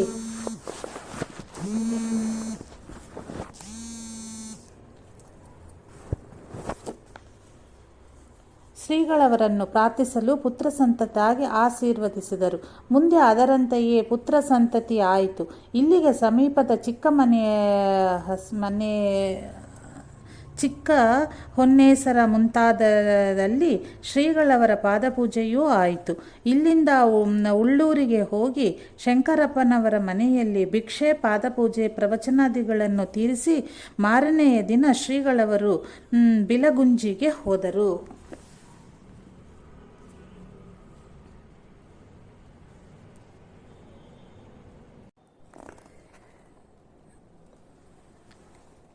ಬಿಳಗುಂಜಿ ಕ್ಷೇತ್ರ ಬಿಳಗುಂಜಿಯ ಬಹು ಪುರಾತನವಾದ ಒಂದು ಸಿದ್ಧ ಕ್ಷೇತ್ರವಾಗಿರುತ್ತದೆ. ಇಲ್ಲಿ ಈಶ್ವರನ ದೇವಾಲಯವಿದ್ದು ಕಮಲೇಶ್ವರ ಎಂಬ ಹೆಸರಿಂದ ಕರೆಯುವವರು. ದೇವಾಲಯದ ಮುಂದೆಯೇ ಒಂದು ದೊಡ್ಡ ಕೆರೆ ಇದೆ. ಬಂದ ಯಾತ್ರಿಕರು ಈ ತೀರ್ಥದಲ್ಲಿ ಸ್ನಾನ ಮಾಡುವವರು. ಪ್ರದಕ್ಷಿಣೆಯ ಹಾದಿಯಲ್ಲಿ ದೇವಸ್ಥಾನದ ಪಕ್ಕದಲ್ಲಿ ಇನ್ನೊಂದು ಸಣ್ಣ ಕುಂಡವಿದೆ. ಇದೇ ಇಲ್ಲಿಯ ಮುಖ್ಯ ತೀರ್ಥ. ಇಲ್ಲಿ ತಪಸ್ಸು ಮಾಡಿದವರ ಅನೇಕರು ದೊಡ್ಡ ಸಿದ್ಧರಾದರು. ಜೀವಾಳನೆಂಬ ಒಬ್ಬ ಮುಸಲ್ಮಾನನು ಇಲ್ಲಿ ತಪಸ್ಸು ಮಾಡಿ ಸಿದ್ಧಿಯನ್ನು ಪಡೆದನೆಂದು ಇಲ್ಲಿಯ ಜನರು ಹೇಳುತ್ತಾರೆ. ಇವನ ಆಧ್ಯಾತ್ಮಿಕ ಪದ್ಯಗಳು ಪ್ರಸಿದ್ಧವಾಗಿವೆ. ಈಚೆಯೇ ಶ್ರೀ ಪರಮಾನಂದರು ಮತ್ತು ಶ್ರೀ ಶಿವಾನಂದರು ಎಂಬ ಗುರು ಶಿಷ್ಯರು ಇಲ್ಲಿ ತಪಸ್ಸು ಮಾಡಿ ಸಿದ್ಧರಾಗಿದ್ದರು. ಶ್ರೀ ಶಿವಾನಂದರೆಂದರೆ ಇವರು ಶೀಗೇಹಳ್ಳಿಯ ಶಿವಾನಂದರೇ ಸರಿ. ಇಲ್ಲಿಗೆ ಬರಬೇಕಾದರೆ ದಟ್ಟ ಅಡವಿ ಇತ್ತು. ದೇವಸ್ಥಾನದೊಳಗೆ ಸೋಮಸೂತ್ರದಲ್ಲಿ ಲಿಂಗವೂ ಕೂಡ ಇರಲಿಲ್ಲ. ಈ ಸ್ಥಳದ ಪುನರುದ್ಧಾರಕ್ಕಾಗಿ ಕಾರಣವಾದರು ಶ್ರೀ ಶಿವಾನಂದ ಸ್ವಾಮಿಗಳು. ಇದಕ್ಕಿಂತ ಮೊದಲೇ ಶಿವಾನಂದರ ಗುರುಗಳಾದ ಪರಮಾನಂದರು ಇಲ್ಲಿ ತಪಸ್ಸು ಮಾಡುತ್ತಿದ್ದರು. ಅದನ್ನು ಸ್ಮರಣೆಯಲ್ಲಿಟ್ಟು ಶಿವಾನಂದರು ಇದರ ಜೀರ್ಣೋದ್ಧಾರ ಮಾಡಿದರು. ಶಿಷ್ಯರಿಂದ ಇಲ್ಲಿಯ ಅಡವಿಯನ್ನು ಸವರಿಸಿ ಇಲ್ಲಿ ಒಂದು ಆಶ್ರಮವನ್ನು ಕಟ್ಟಿಸಿ ಖರ್ಚು ವೆಚ್ಚಗಳಿಗೆ ಒಂದು ಅಡಿಕೆ ತೋಟನ್ನು ನಿರ್ಮಿಸಿ ಇಲ್ಲಿಯ ನಿತ್ಯ ದೇವತಾ ವಿನಿಯೋಗವು ಸರಿಯಾಗಿ ನಡೆಯುವಂತೆ ಮಾಡಿದರು. ರಥ ಬೀದಿಯನ್ನು ನಿರ್ಮಿಸಿ ಶ್ರೀರಾಮನವಮಿಯಲ್ಲಿ ರಥೋತ್ಸವದ ಏರ್ಪಾಟು ಆಯಿತು.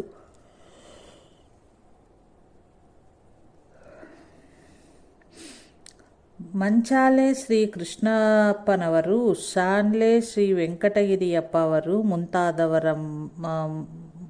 ಮುಂದಾಳತ್ವ ಮತ್ತು ದುಕ್ಕಪ್ಪನೆಂಬ ಒಬ್ಬ ಶಿಷ್ಯನ ದೇಹ ಶ್ರಮದಿಂದಲೂ ಈ ಕ್ಷೇತ್ರವು ರೂಪುಗೊಂಡಿತು. ಸಮೀಪವಿದ್ದ ನೀಚಡಿ ಗ್ರಾಮದವರ ಸಹಾಯವೂ ಕೂಡ ಇದಕ್ಕೆ ಸಾಕಷ್ಟು ದೊರಕಿತು. ಈ ಬಿಲಗುಂಚಿ ಕ್ಷೇತ್ರದಲ್ಲಿ ಶ್ರೀಗಳವರ ಭಿಕ್ಷಾಸ್ ಮಹೋತ್ಸವ ಜರುಗಿತು. ಕಮಲೇಶ್ವರನಿಗೆ ಅಭಿಷೇಕಾದಿಗಳನ್ನು ಮಾಡಿ ಅದರಲ್ಲಿ ಇನ್ನಷ್ಟು ಕಳೆಯನ್ನು ತುಂಬಿ ಶ್ರೀ ಕ್ಷೇತ್ರವನ್ನು ಪರಿಶುದ್ಧಗೊಳಿಸಿದರು.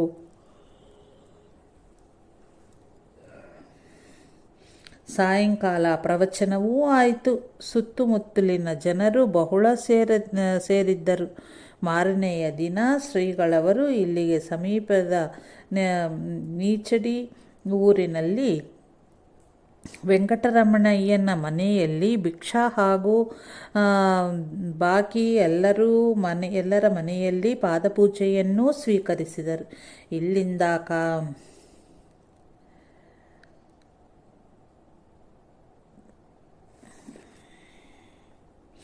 ತಾಗರ್ತಿಗೆ ಬಂದು ಹೇರಂಬರಾಯರ ಮನೆಯಲ್ಲಿ ಭಿಕ್ಷೆ ಆಯಿತು. ಈ ಊರಿನಲ್ಲೂ ಅನೇಕ ಪಾದಪೂಜೆಗಳು ಆದವು. ಇಲ್ಲಿಂದ ಮಂಚಾಲೆಗೆ ಬಂದು ವೆಂಕಪ್ಪನವರ ಮನೆಯ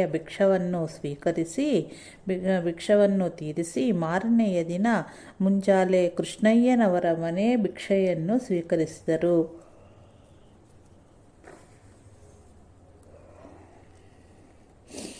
ಈ ಕೃಷ್ಣಯ್ಯನವರೆಂದರೆ ಸೀಗೆಹಳ್ಳಿ ಶಿವಾನಂದರ ಪರಮ ಭಕ್ತರಾಗಿದ್ದರು. ಇವರಿಗೆ ಅಷ್ಟೇ ನಿಷ್ಠ ಶ್ರೀಗಳವರಲ್ಲಿಯೂ ಇತ್ತು. ಮಂಚಾಲೆಯಿಂದ ಶ್ರೀಗಳವರು ಕಾನುಗೂಡಿಗೆ ಬಂದರು. ಇಲ್ಲಿ ಹರಿಯಪ್ಪನವರ ಮನೆಯಲ್ಲಿ ಶ್ರೀಗಳವರ ಭಿಕ್ಷೆ ಪಾದಪೂಜೆಯೂ ಆಯಿತು.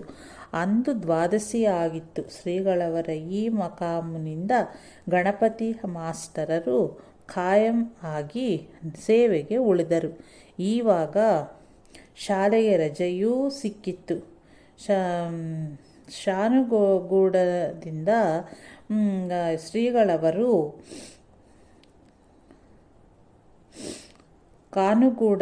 ಶ್ರೀಗಳವರು ಕಲಸಿಗೆ ಬಂದರು.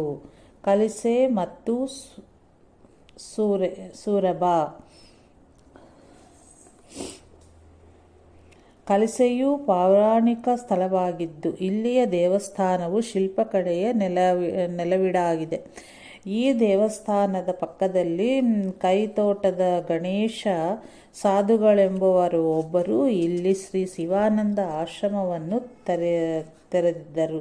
ಶ್ರೀಗಳವರು ಸೀಗೆಹಳ್ಳಿಯಲ್ಲಿ ಇರುವಾಗಲೇ ಇವರು ಅಲ್ಲಿದ್ದರು.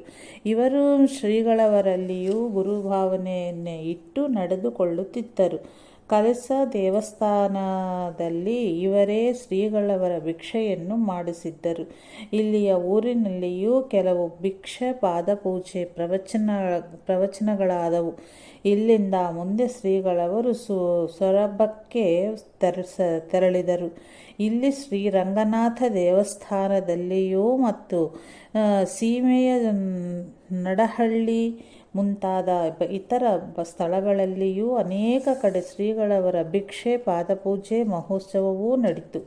ಇಲ್ಲಿಯ ಅರ್ಚಕರು ಶ್ರೀಗಳವರಲ್ಲಿ ತುಂಬ ನಿಷ್ಠೆಯುಳ್ಳವರಾಗಿದ್ದರು. ಇಲ್ಲಿಯ ಎಲ್ಲ ಕಾರ್ಯಕ್ರಮಗಳನ್ನು ಪೂರೈಸಿ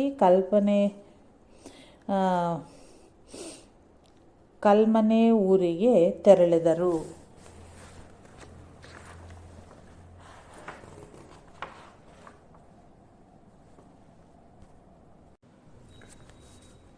ಕಲ್ಮನ ಬೇದೂರು.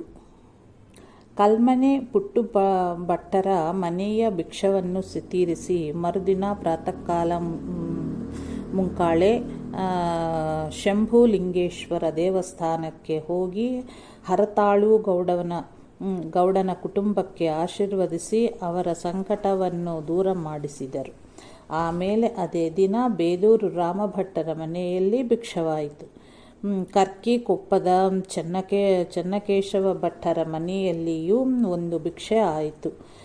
ಹೆಚ್ಚು ಕಡಿಮೆ ಅಂತೂ ಇದೇ ಸಂದರ್ಭದಲ್ಲಿ ಒಂದು ದಿನ ಮಧ್ಯಾಹ್ನದ ಸಮಯದಲ್ಲಿ ಶ್ರೀಗಳವರು ವದ್ದಹಳ್ಳಿಗೆ ಬಂದು ದುರ್ಗಾಂಬೆಯ ದರ್ಶನ ಪಡೆದರು.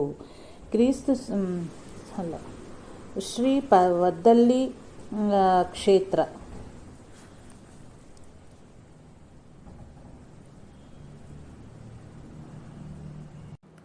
ಶ್ರೀ ವದ್ದಳ್ಳಿ ಕ್ಷೇತ್ರ ಶಾಲಿವಾಹನ ಶಕ 1871, ಶ್ರೀ ವಿರೋಧಿ ಸಂವತ್ಸರ ಇಸವಿ 1950.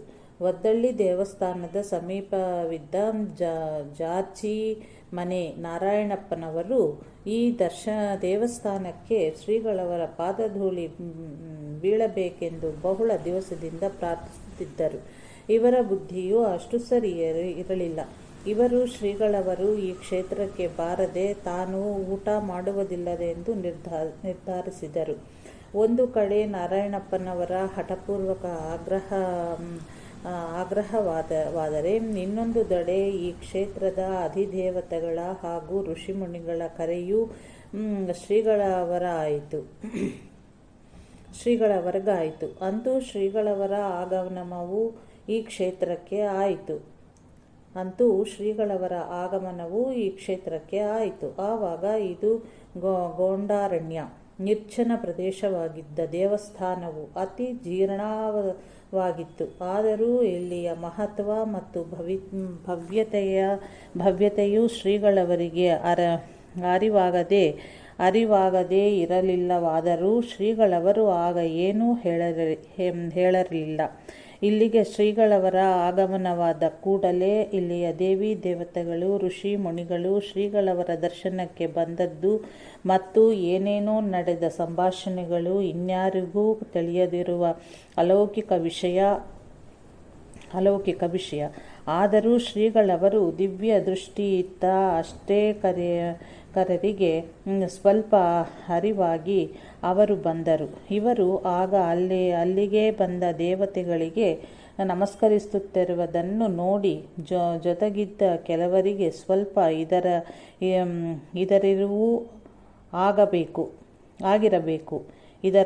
ಇದರಿರುವು ಆಗಿರಬೇಕು. ಅಂತೂ ಒಂದೆರಡು ತ್ರಾಸು ಶ್ರೀಗಳವರು ಇಲ್ಲಿದ್ದು ಮುಂದೆ ಪ್ರಯಾಣ ಬೆಳೆಸಿದರು. ವರದಮೂಲ ಕ್ಷೇತ್ರ. ಈ ವರದಮೂಲ ಕ್ಷೇತ್ರವು ಬಹು ಪುರಾತನವಾದದ್ದು. ಇದು ಶ್ರೀ ವರದಾ ನದಿಯ ಉಗಮಸ್ಥಾನವಾದುದರಿಂದ ಈ ಕ್ಷೇತ್ರಕ್ಕೆ ವರದಾಮೂಲ ಎಂಬ ಅನ್ವರ್ಥಕ ಹೆಸರು ಬಂದಿರುವುದು. ಇಲ್ಲಿಯ ಮುಖ್ಯ ದೇವತಾ ದೇವಿ ಅಮ್ಮನವರು ಆಗಿರುವುದು. ವರಾಭಯಕರಿಗಳಿಂದ ಕೂಡಿದ್ದ ಇಲ್ಲಿಯ ದೇವಿಯ ನಿಂತ ಮೂರ್ತಿಯು ಬಹು ಆಕರ್ಷವಾಗಿರುವುದು. ಇಲ್ಲಿ ತಾಯಿಯ ಸ್ನೇಹವು ಹೊರಚಿಮ್ಮುವುದು. ಈ ಮೂರ್ತಿಯಲ್ಲಿ ಗಾಯತ್ರಿ ಸಾನ್ನಿಧ್ಯವಿರುವುದೆಂದು ಹೇಳಿರುವರು. ಇಲ್ಲಿಯ ಒಳಪ್ರಾಕಾರದಲ್ಲಿ ಶ್ರೀ ಸೂರ್ಯನಾರಾಯಣ ಒಂದು ರಥಾರೂಢ ಮೂರ್ತಿ ಇದೆ. ಹೊರ ಪ್ರಾಕಾರದಲ್ಲಿ ಹಳೆಯ ಒಂದು ಕಲ್ಲಿನ ಈಶ್ವರ ದೇವಸ್ಥಾನವೂ ಇದೆ. ಇನ್ನಿತರ ದೇವತೆಗಳ ಕೂಡ ಇರುವವು. ಇಲ್ಲಿ ತೀರ್ಥವಿರುವುದು. ಇಲ್ಲಿಂದ ಹೊರಗೆ ದೊಡ್ಡ ಕೆರೆ ಇದೆ. ಇಲ್ಲಿಂದಲೇ ವರದಾ ನದಿಯು ಮುಂದೆ ಹರಿದು ಹೋಗುವುದು. ಈಗ ಕೆರೆದಂಡೆಯಲ್ಲಿ ಇತ್ತೀಚೆಗೆ ಸ್ವಯಂಭೂ ಶಿವಲಿಂಗ ಒಂದು ಉದ್ಭವವಾಗಿದೆ. ಇದರ ಸುತ್ತಲೂ ಕೆಲವು ಗುರುಮೂರ್ತಿ ಮನೆಗಳು, ಗೋಪಾಲಕೃಷ್ಣ ಮುಂತಾದ ದೇವರುಗಳ ಗುಡಿಗಳು ಇರುವವು. ಇಲ್ಲಿ ಒಂದು ಅಗ್ನಿ ತೀರ್ಥವಿದೆ. ದೇವಿ ದೇವಸ್ಥಾನಕ್ಕೆ ಹೋಗುವ ಹಾದಿಯಲ್ಲಿ ಶ್ರೀ ಆಂಜನೇಯ, ಗಣಪತಿ ಮತ್ತು ಕ್ಷೇತ್ರಪಾಲರ ದೇವಸ್ಥಾನಗಳು ಇವೆ.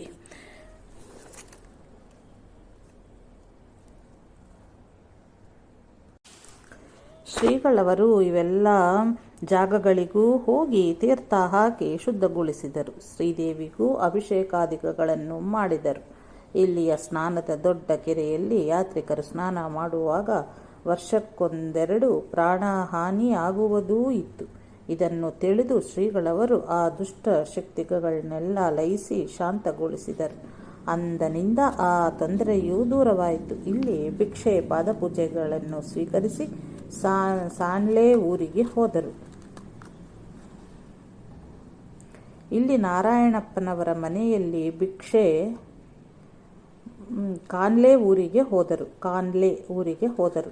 ಇಲ್ಲಿ ನಾರಾಯಣಪ್ಪನವರ ಮನೆಯಲ್ಲಿ ಭಿಕ್ಷೆ ತೀರಿಸಿ ಇಲ್ಲಿಂದ ಹಂಸಗಾರು ಊರಿಗೆ ಹೋದರು. ಅಲ್ಲಿಂದ ಸಿದ್ದಾಪುರಕ್ಕೆ ತೆರಳಿ ಸಿದ್ದಾಪುರದಲ್ಲಿ ಶೀಗೇಹಳ್ಳಿ ವೆಂಕಪ್ಪ ಹೆಗಡೆಯವರ ಮನೆಯಲ್ಲಿ ಭಿಕ್ಷಾದಿಗಳನ್ನು ತೀರಿಸಿ ಮಾರನೆಯ ದಿನ ಮರ್ತೂರು ಫಾರಮ್ಮಿಗೆ ಬಂದು ಶೇಷಗಿರಿಯಪ್ಪನ ಮನೆಯಲ್ಲಿ ಭಿಕ್ಷಾ ತೀರಿಸಿ ಕೈತೋಟದ ವೆಂಕಪ್ಪನವರ ಮನೆಗೆ ಬಂದರು. ಈ ವೆಂಕಪ್ಪನವರ ಮೂರನೆಯ ಮಗ ಗಣಪತಿ ಎಂಬ ಹೆಸರಿನ ಚಿಕ್ಕ ಶಿಶುವಿಗೆ ಏನೋ ಕಾಯಿಲೆ ಆಗಿ ಪ್ರಾಣಾಪಾಯದ ಸ್ಥಿತಿಯಾಗಿತ್ತು. ಮೂಗಿನ ಬಳಿ ಹತ್ತಿ ಎಸಳನ್ನು ಹಿಡಿದರೆ ಅದು ಅಲ್ಲಾಡದಿರುವುದನ್ನು ನೋಡಿ ಮಗುವಿನ ಪ್ರಾಣ ಹೋಯಿತೆಂದು ನಿಶ್ಚಯಕ್ಕೆ ಬಂದಂತಿದ್ದರು. ಶ್ರೀಗಳವರು ಬಂದು ತೀರ್ಥ ಹಾಕಿದ ಮೇಲೆ ಮಗುವು ಚೇತರಿಸಿಕೊಂಡು ಶ್ರೀಗಳವರ ಆಶೀರ್ವಾದ ಹಾಗೂ ತೀರ್ಥ ಪ್ರಸಾದದಿಂದ ಕೆಲವೇ ದಿನಗಳಲ್ಲಿ ಆರೋಗ್ಯವೂ ಆಯಿತು. ಕೈತೋಟದ ವೆಂಕಪ್ಪನವರ ಮನೆಯಲ್ಲಿ ಶ್ರೀಗಳವರು ಭಿಕ್ಷೆ ಸ್ವೀಕರಿಸಿ ಮಾರನೇ ದಿನ ಹಿರೇಮನೆ ರಾಮನಾಥಯ್ಯನವರ ಮನೆಗೆ ತೆರಳಿದರು. ಶ್ರೀಗಳವರ ಸಂಚಾರ ಕಾಲದಲ್ಲಿ ಎಲ್ಲೇ ಹೋದರೂ ಎಲ್ಲೇ ಇದ್ದರೂ ನಾನಾ ಥರದ ರೋಗಿಗಳು, ಬಾಧೆಯವರು, ಸಂತತಿ ಕಾಮನೆಯವರು, ವಧು ವರಾಪೇಕ್ಷಕಗಳು, ಗಂಡ ಹೆಂಡಿರ ಹಾಗೂ ತಂದೆ ತಾಯಿ ಮಕ್ಕಳ ವ್ಯಾಜ್ಯಗಳು, ನೌಕರಿ ಉದ್ಯೋಗದ ಬಯಕೆಯವರು, ಹೀಗೆ ಅನೇಕ ಥರದ ಜನರು ಶ್ರೀಗಳವರಲ್ಲಿಗೆ ಬರುತ್ತಿದ್ದರು. ದಿನದಿಂದ ದಿನಕ್ಕೆ ಇದು ಹೆಚ್ಚುತ್ತಲಿತ್ತು. ಶ್ರೀಗಳವರ ಕೃಪೆಯಿಂದ ಇವರ ದುಃಖ ಸಂಕಟಗಳು ದೂರವಾಗಿ ಸುಖ ಸಂತೋಷವನ್ನು ಹೊಂದುತ್ತಿದ್ದರು. ಸಾಗರದ ದತ್ತ ಜಯಂತಿ ಉತ್ಸವಕ್ಕೆ ಶೀಗೇಹಳ್ಳಿಯಿಂದ ಬಂದ ಹಕ್ಕೀರಾಮ ಭಟ್ಟರು ಶ್ರೀಗಳವರನ್ನು ಶೀಗೇಹಳ್ಳಿಗೆ ಬರುವಂತೆ ಆಮಂತ್ರಿಸಿದ್ದರು. ಆದರೆ ಶ್ರೀಗಳವರು ಏನೂ ಉತ್ತರ ನೀಡಲಿಲ್ಲ. ಆ ಉತ್ತರದ ನಿರೀಕ್ಷೆಗೈಯುತ್ತಾ ರಾಮಭಟ್ಟರು ಶ್ರೀಗಳವರ ಅಲ್ಲಲ್ಲಿಯ ಮುಕ್ಕಾಮಿಗೆ ಬರುತ್ತಿದ್ದರು. ಹೀಗೆ ನಿರೀಕ್ಷಣೆಗೈಯುತ್ತಾ 1 ತಿಂಗಳೇ ಆಗಿರಬಹುದು. ಏನೋ ಉತ್ತರ ಸಿಗದಿದ್ದುದನ್ನು ನೋಡಿ ಈ ದಿನ ಹಿರೇಮನೆ ರಾಮನಾಥಯ್ಯನವರ ಮನೆಯಲ್ಲಿ ಸುಮಾರು ಪೂರ್ವಾಹ್ನ 10-11 ಗಂಟೆಯ ಸಮಯದಲ್ಲಿ ಹೀಗೆ ಏನೋ ಮಾತು ಬಂದು ರಾಮಭಟ್ಟರು ಶ್ರೀಗಳವರಲ್ಲಿ, ಸ್ವಾಮಿ, ನೀವು ಗುರುಗಳ ಮಠ ಎಂದು ಹೇಳುವುದಲ್ಲದೆ ನಿಮಗೆ ಗುರುಗಳ ಮಠವಾದ ಶೀಗೇಹಳ್ಳಿ ಅಭಿಮಾನವಿಲ್ಲ ಎಂದು ಏನೇನೋ ಸ್ವಲ್ಪ ಬಿರುಸಾಗಿಯೇ ನುಡಿದುಬಿಟ್ಟರು. ಆಗ ಶ್ರೀಗಳವರು ಶೀಗೇಹಳ್ಳಿ ಪರಮಾನಂದ ಮಠದಲ್ಲಿ ಭಿಕ್ಷೆ ಸ್ವೀಕರಿಸಿದ ಹೊರತು ಇನ್ನು ಬೇರೆ ಎಲ್ಲಿಯೂ ಭಿಕ್ಷೆ ಸ್ವೀಕರಿಸಿರುವುದಿಲ್ಲ ಎಂದು ಪ್ರತಿಜ್ಞೆಯ ಹಾಗೆ ಹೇಳಿದರು. ಅದರಂತೆ ಶೀಗೇಹಳ್ಳಿಗೆ ಹೋಗುವುದೆಂದು ನಿಶ್ಚಯವಾಗಿ ಸಾಧಾರಣ 1 ಗಂಟೆಗೆ ಪರಮಾನಂದ ಮಠವನ್ನು ಸೇರಿ ಭಿಕ್ಷೆಯನ್ನು ತೀರಿಸಿದರು.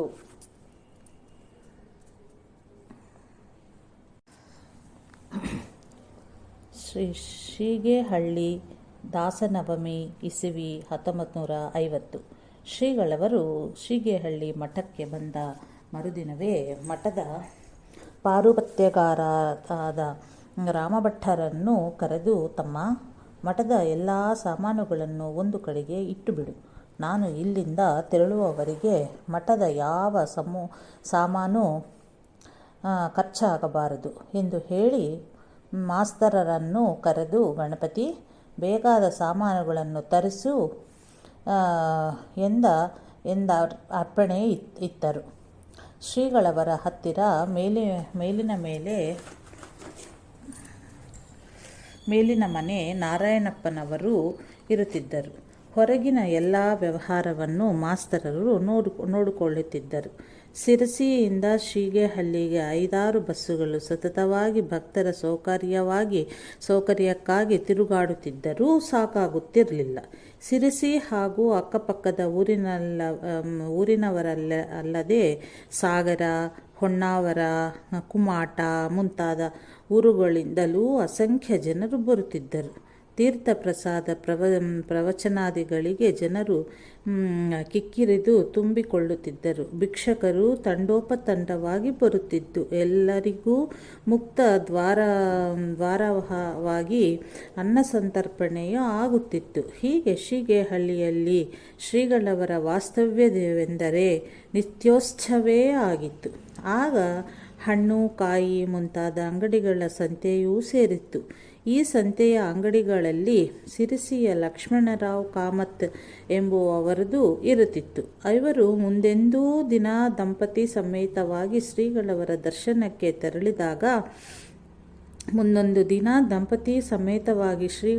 ದರ್ಶನಕ್ಕೆ ತೆರಳಿದಾಗ ಬಾಕಿ ಎಲ್ಲರಿಗೂ ತೀರ್ಥ ಕೊಟ್ಟಾರಾದರೂ ಇವರಿಗೆ ಮೊದಲು ತೀರ್ಥ ಕೊಡಲಿಲ್ಲ.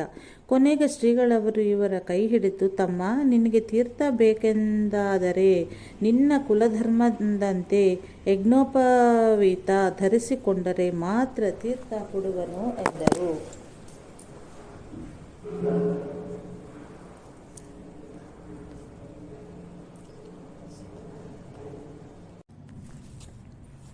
ಶ್ರೀಗಳವರು ಮಠಕ್ಕೆ ಬಂದು 2 ದಿವಸ ಕಳೆದು 3ನೇ ದಿವಸ ಆಗಿರಬೇಕು. ತಂದ ಅಕ್ಕಿಯು ಖರ್ಚಾಗಿ ನಾಳೆಗೆ ಒಂದೇ ಚೀಲವೂ ಇತ್ತು. ಮಾಸ್ತರರಿಗೆ ಸ್ವತಃ ಸಿರಿಸಿಗೆ ಹೋಗಿ ತರಲು ವೇಳೆಯೇ ಸಿಗುತ್ತಾ ಇರಲಿಲ್ಲ. ಕಪ್ಪೆ ಗಣೇಶ ಭಟ್ಟರು ಇನ್ಯಾವುದೋ ಕೆಲಸಕ್ಕಾಗಿ ಸಿರಿಸಿಗೆ ಹೋಗುವವರಾಗಿದ್ದರು. ಶ್ರೀಗಳವರನ್ನು ಕೇಳಿ ಮಾಸ್ತರರು ಗಣೇಶ ಭಟ್ಟರಲ್ಲಿ ಅಕ್ಕಿ ಕಳುಹಿಸಿ ಕೊಡುವಂತೆ ಹಣವನ್ನು ಕೊಟ್ಟು ಕಳುಹಿಸಿದರು.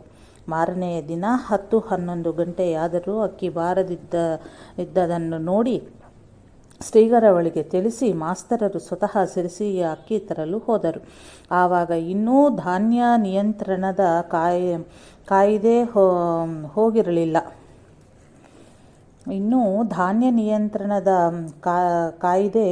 ಹೋಗಿರಲಿಲ್ಲ. ಆದುದರಿಂದ ಮಾಸ್ತರರು ಅಲ್ಲಿ ಇಲ್ಲಿ ಅಂತ ಒಟ್ಟು ಮಾಡಿ ಅಕ್ಕಿ ತರುವಾಗ ಸಾಯಂಕಾಲವಾಯಿತು. ಇಲ್ಲಿ ಮಠದಲ್ಲಿ ಇದ್ದದ್ದು ಒಂದೇ ಚೀಲವಾಗಿತ್ತು. ಮಧ್ಯಾಹ್ನದ ಊಟದ ವ್ಯವಸ್ಥೆ ಏನು ಎಂಬುದನ್ನು ಯಾರಿಗೂ ಏನೂ ಮಾಸ್ತರರು ಹೇಳಲಿರಲಿಲ್ಲ. ಯಾಕಂದರೆ ಇವರು ಅಲ್ಲಿಗೆ ಹೊಸವರಾದ್ದರಿಂದ ಜನರ ಹೆಚ್ಚು ಬಳಕೆಯೂ ಇರಲಿಲ್ಲ. ಮೇಲಿನ ಮನೆ ನಾರಾಯಣಪ್ಪ ಅಂತೂ ಶ್ರೀಗಳವರ ಪಾದಪೂಜಾದಿ ಸಂದರ್ಭಗಳಿಂದಾಗಿ ಅಲ್ಲಿ ಅವರ ಜೊತೆಗೆ ಇದ್ದುದಾಗಿತ್ತು.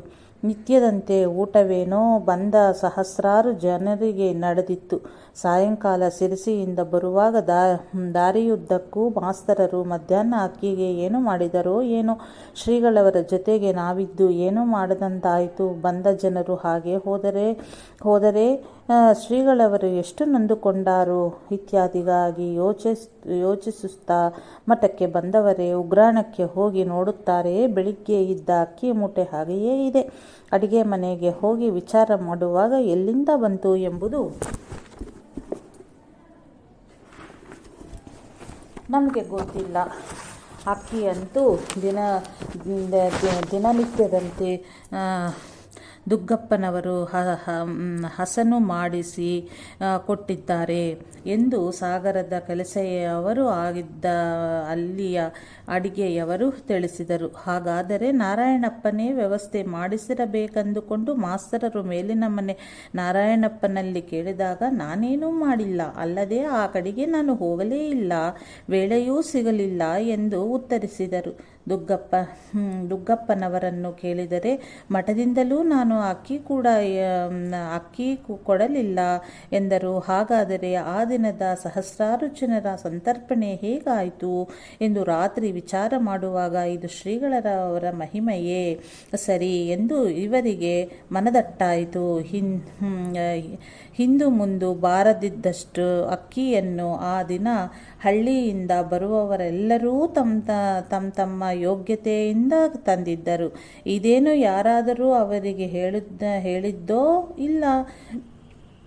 ಇದೇ ಶ್ರೀಗಳವರ ಮಹಿಮೆಯೇ ವೈಶಿಷ್ಟ್ಯ. ಶ್ರೀಗಳವರು ಎಷ್ಟೋ ಮಹಿಮೆಯನ್ನು ಆಗಾಗ ತೋರಿಸಿದರೂ ಅದನ್ನು ಪವಾಡ ಎಂಬುದಾಗಿ ಕಾಣಿಸಿಕೊಳ್ಳುತ್ತಾ ಇರಲಿಲ್ಲ.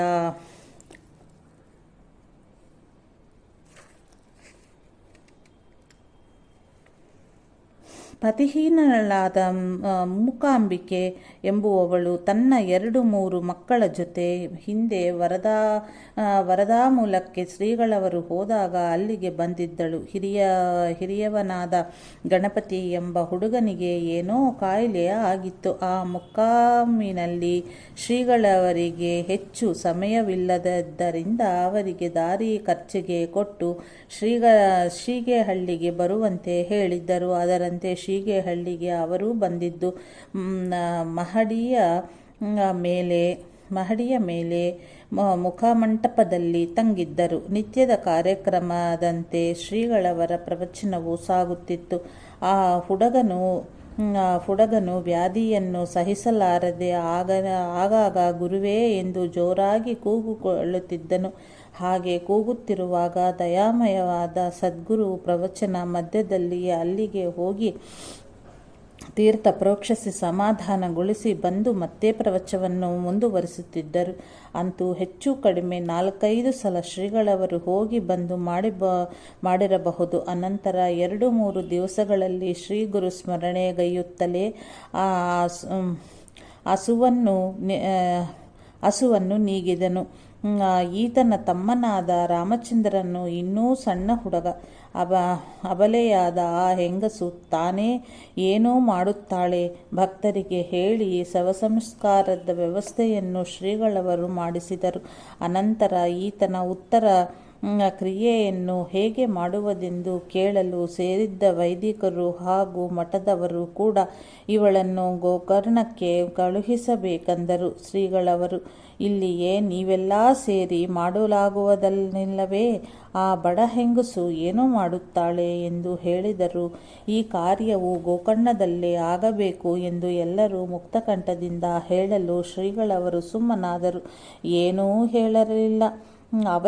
ಅವರಿಗೆ ಉಳಿಲಿಕ್ಕೆ ಮಾತ್ರ ಬೇರೆ ವ್ಯವಸ್ಥೆ ಮಾಡಿದರು. ಅನಂತರ 11, 12, 13ನೇ ದಿನ ಮೂಕಾಂಬಿಯನ್ನು ಕರೆದು ಮಠದ ಹೊರಗೆ ಅಂಗಳದಲ್ಲಿ ಕೂರಿಸಿ ಶ್ರೀಗಳವರು ಕಮಂಡಲದಿಂದ ಅವಳಿಗೆ ಕೊಡಗಟ್ಟಲೆ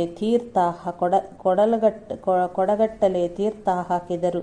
ಅಂದರೆ ಸ್ನಾನ ಹಾಕಿದರು. ಹೀಗೆ 3 ದಿನವೂ ಮಾಡಿ ಗಂಗಾಯಿ,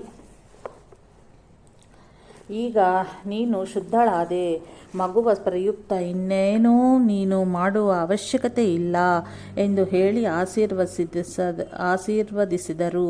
ಗೋಕರ್ಣಕ್ಕೆ ಹೋಗಬೇಕೆಂದು ಹೇಳಿದ ವೈದಿಕರೆಲ್ಲ ಬೆರಗಾಗಿ ಸುಮ್ಮನಾದರು. ಈ ಮೂಕಾಂಬಿಕಮ್ಮನು ಮಗು ರಾಮಚಂದ್ರನೊಡನೆ ಮುಂದೆ ವರದಪುರದ ಶ್ರೀಧರಾಶ್ರಮದಲ್ಲಿ ಗುರುಸೇವೆ ಗೈಯುತ್ತಲಿದ್ದು ಶ್ರೀ ಗುರುಚರಣವನ್ನೆದಿದ್ದಳು. ರಾಮಚಂದ್ರನು ಇಂದಿಗೂ ಶ್ರೀಧರಾಶ್ರಮದಲ್ಲಿ ಗುರುಸೇವೆ ಗೈಯುತ್ತಲಿರುವನು. ಒಂದು ದಿನ ಸಹಜಾನಂದ ಅವಧೂತರು ಬಂದು ತಾವಿದ್ದ ಕೊಳಗಿಬೀಸು ಮಾರುತಿ ದೇವಸ್ಥಾನಕ್ಕೆ ಶ್ರೀಗಳವರನ್ನು ಕರೆದೊಯ್ದರು.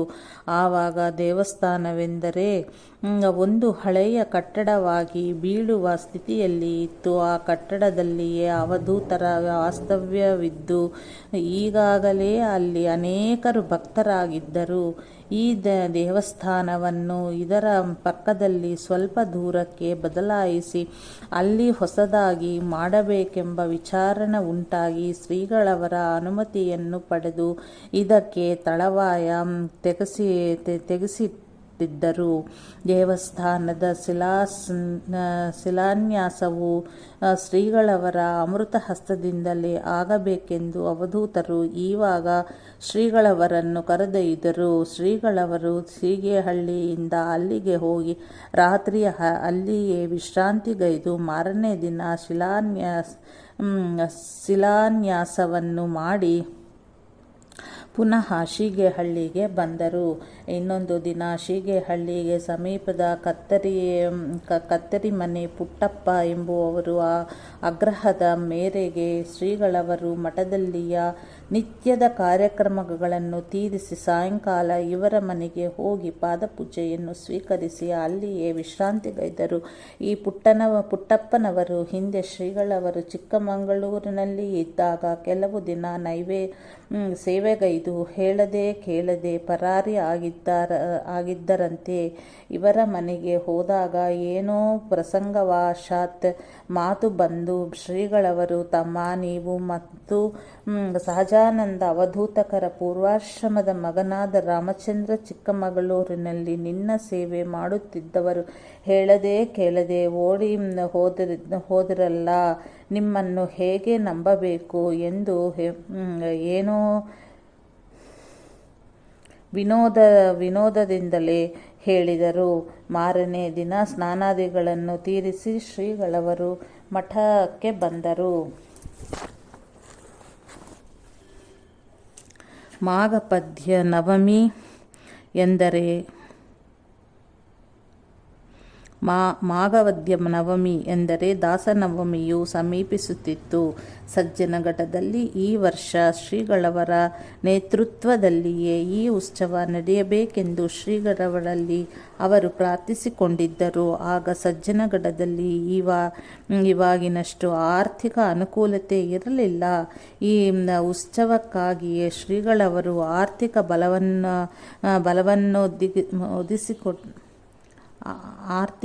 ಬಲವನ್ನು ಒದಗಿಸಿದ್ದರು. ಶ್ರೀ ಸಮರ್ಥರ ಉತ್ಸವವು ಶೀಗೇಹಳ್ಳಿ ಮಠದಲ್ಲಿ ಪ್ರಾರಂಭವಾಗಿ ಬಹು ವಿಜೃಂಭಣೆಯಿಂದ 3 ದಿನಗಳು ಸಾಂಗವಾಗಿ ನೆರವೇರಿತು. ಒಂದು ದಿನ ಶ್ರೀಗಳವರ ಸತ್ವಪರೀಕ್ಷೆಗಾಗಿಯೂ ಎಂಬಂತೆ ಒಂದು ಘಟನೆ ನಡೆಯಿತು. ಮಠದ ಅಂಗಳದ ಬದಿಗೆ ಇದ್ದ ಒಂದು ಹುಲ್ಲಿನ ಗೊಣಬೆಯ ಹತ್ತಿರ ಯಾವನೋ ಹೊಸಬನು ಅಂಗಡಿ ಹಾಕಿ ಕುಳಿತಿದ್ದನು. ಯಾರು ಬಂದರೂ ಬೆಂಕಿ ಕಡ್ಡಿಯನ್ನು ಆರಿಸಿದರೆ ಹಾಗೆಯೇ ಒಗೆದು ಬಿಟ್ಟರು. ಅದು ಪಕ್ಕದಲ್ಲಿ ಇದ್ದ ಭತ್ತದ ಹುಲ್ಲಿನ ಗೊಣಬೆ ಮೇಲೆ ಬಿದ್ದು ಗೊಣಬೆ ಉರಿಯ ತೂಗಿಡಿತು. ಅಲ್ಲಿಂದ ಅಂಗಳದ ಹಟ್ಟಕ್ಕೆ ಬೆಂಕಿ ಹತ್ತಿಕೊಂಡಿತು. ಮಧ್ಯಾಹ್ನ ಸುಮಾರು 12-1 ಗಂಟೆಯ ಸಮಯ. ಅಗ್ನಿನಾರಾಯಣ ಆ ಜ್ವಾಲೆಯ ಸುಳಿಗಳು ಮಠದ ಕಿಟಕಿ ಕಂಡಿಯಿಂದ ಮಠದ ಒಳಗೆ ಬರತೂಗಿಡಿದವು. ಸೇರಿದ್ದ ಜನರೆಲ್ಲರೂ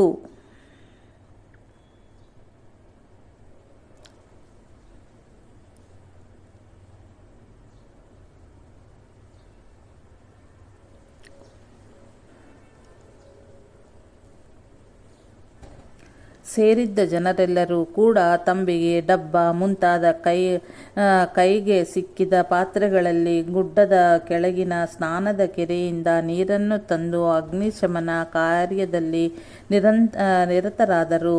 ಆದರೆ ನೀರು ಎರಚಿದ ಹಾಗೆ ಆ ಜ್ವಾಲೆಯು ಘೃತವಿಕ್ಕಿದ ಯಜ್ಞೇಶ್ವರನಂತೆ ಇನ್ನಷ್ಟು ಪ್ರಜ್ವಲಿಸುತ್ತಾ ಕೂಡಿತು. ಪ್ರಜ್ವಲಿಸತೂಗೂಡಿತು.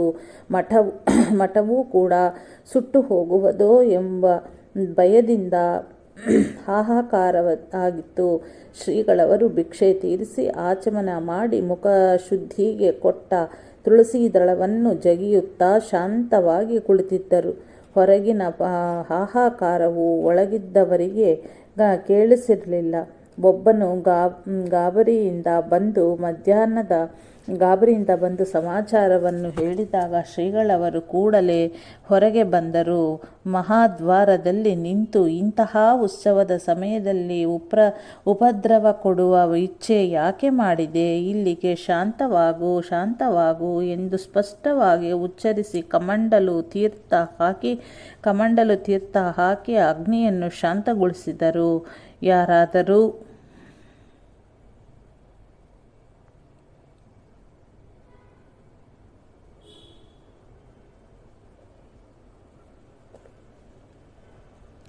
ಯಾರಿಗೂ ಯಾವ ಅಪಾಯವೂ ಆಗಿರಲಿಲ್ಲ. ಮಠಕ್ಕೂ ಕೂಡ ಏನೂ ಆಗಿಲ್ಲ. ಗೊಣಬೆ ಅಟ್ಟಿ ಶ್ರೀಗಳವರು ಬರುವಷ್ಟರಲ್ಲೇ ಸುಟ್ಟು ಹೋಗಿತ್ತು. ಇದರಲ್ಲಿಯೂ ಒಂದು ಆಶ್ಚರ್ಯ ಏನೆಂದರೆ ಗೊಣಬೆ ಸುಟ್ಟಂತೆ ಕಂಡರು. ಇದರೊಳಗಿನ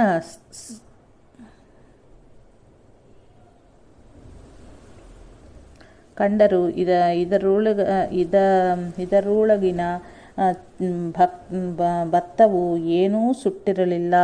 ಅಡಿಕೆ ಮಾತ್ರ ಅಲ್ಪ ಸ್ವಲ್ಪ ಕರಕಲು ಆಗಿದ್ದಿರಬೇಕು. ಬೆಂಕಿಯನ್ನು ಆರಿಸುವುದಕ್ಕಾಗಿ ಶ್ರೀಗಳವರ ಜೊತೆಗಿದ್ದ ಒಬ್ಬರು ಸಾಧುಗಳು ಬೆಂಕಿಯ ಸಮೀಪ ಹೊಂದಾಗ ಮೃಗೆ ಸ್ವಲ್ಪ ತಾಗಿ ಉರಿಯುವಾಗಿದ್ದಿತು. ಶ್ರೀಗಳವರು ತೀರ್ಥವನ್ನು ಪ್ರೋಕ್ಷಿಸಿದ ಮೇಲೆ ಆತನ ಉರಿಯೂ ಸಹ ಶಾಂತವಾಯಿತು. ಈ ಸಾಧು ಅಂದರೆ ಹಂಸಗಾರು ಲಕ್ಷ್ಮೀನಾರಾಯಣನಾಗಿದ್ದನು.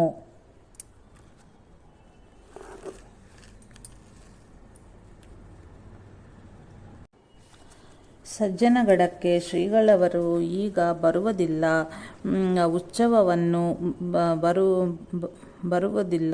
ಉತ್ಸವವನ್ನು ಶೀಗೇಹಳ್ಳಿಯೇ ಪ್ರಾರಂಭ ಮಾಡಿದ್ದಾರೆ ಎಂದು ಸಜ್ಜನಗಡದವರಿಗೆ ತಿಳಿದು ಅವರೆಲ್ಲರೂ ಸೇರಿ ಶ್ರೀಗಳವರನ್ನು ಕರೆತರುವುದಕ್ಕಾಗಿ ಆಗಾಶೆ ಬುವಾವರವನ್ನು ಶೀಗೇಹಳ್ಳಿಗೆ ಕಳುಹಿಸಿ ಕೊಟ್ಟರು. ಅವರು ಬಂದು, ಸ್ವಾಮಿ, ತಾವು ಬರುವಿರೆಂದು ನಾವೆಲ್ಲ ಆ ಕಡೆಗೆ ಪ್ರಚಾರ ಮಾಡಿಬಿಟ್ಟಿದ್ದೇವೆ. ಈಗ ತಾವು ಬಾರದಿದ್ದರೆ ನಮ್ಮೆಲ್ಲರ ಮರ್ಯಾದೆ ಏನು ಆಗಬೇಕು? ಸಜ್ಜನಗಡಕ್ಕೆ ಒಂದು ಕಟ್ಟೆ ಹೆಸರು ಬರುವುದು. ಸಜ್ಜನಗಡಕ್ಕೆ ಒಂದು ಕೆಟ್ಟ ಹೆಸರೇ ಬರುವುದು.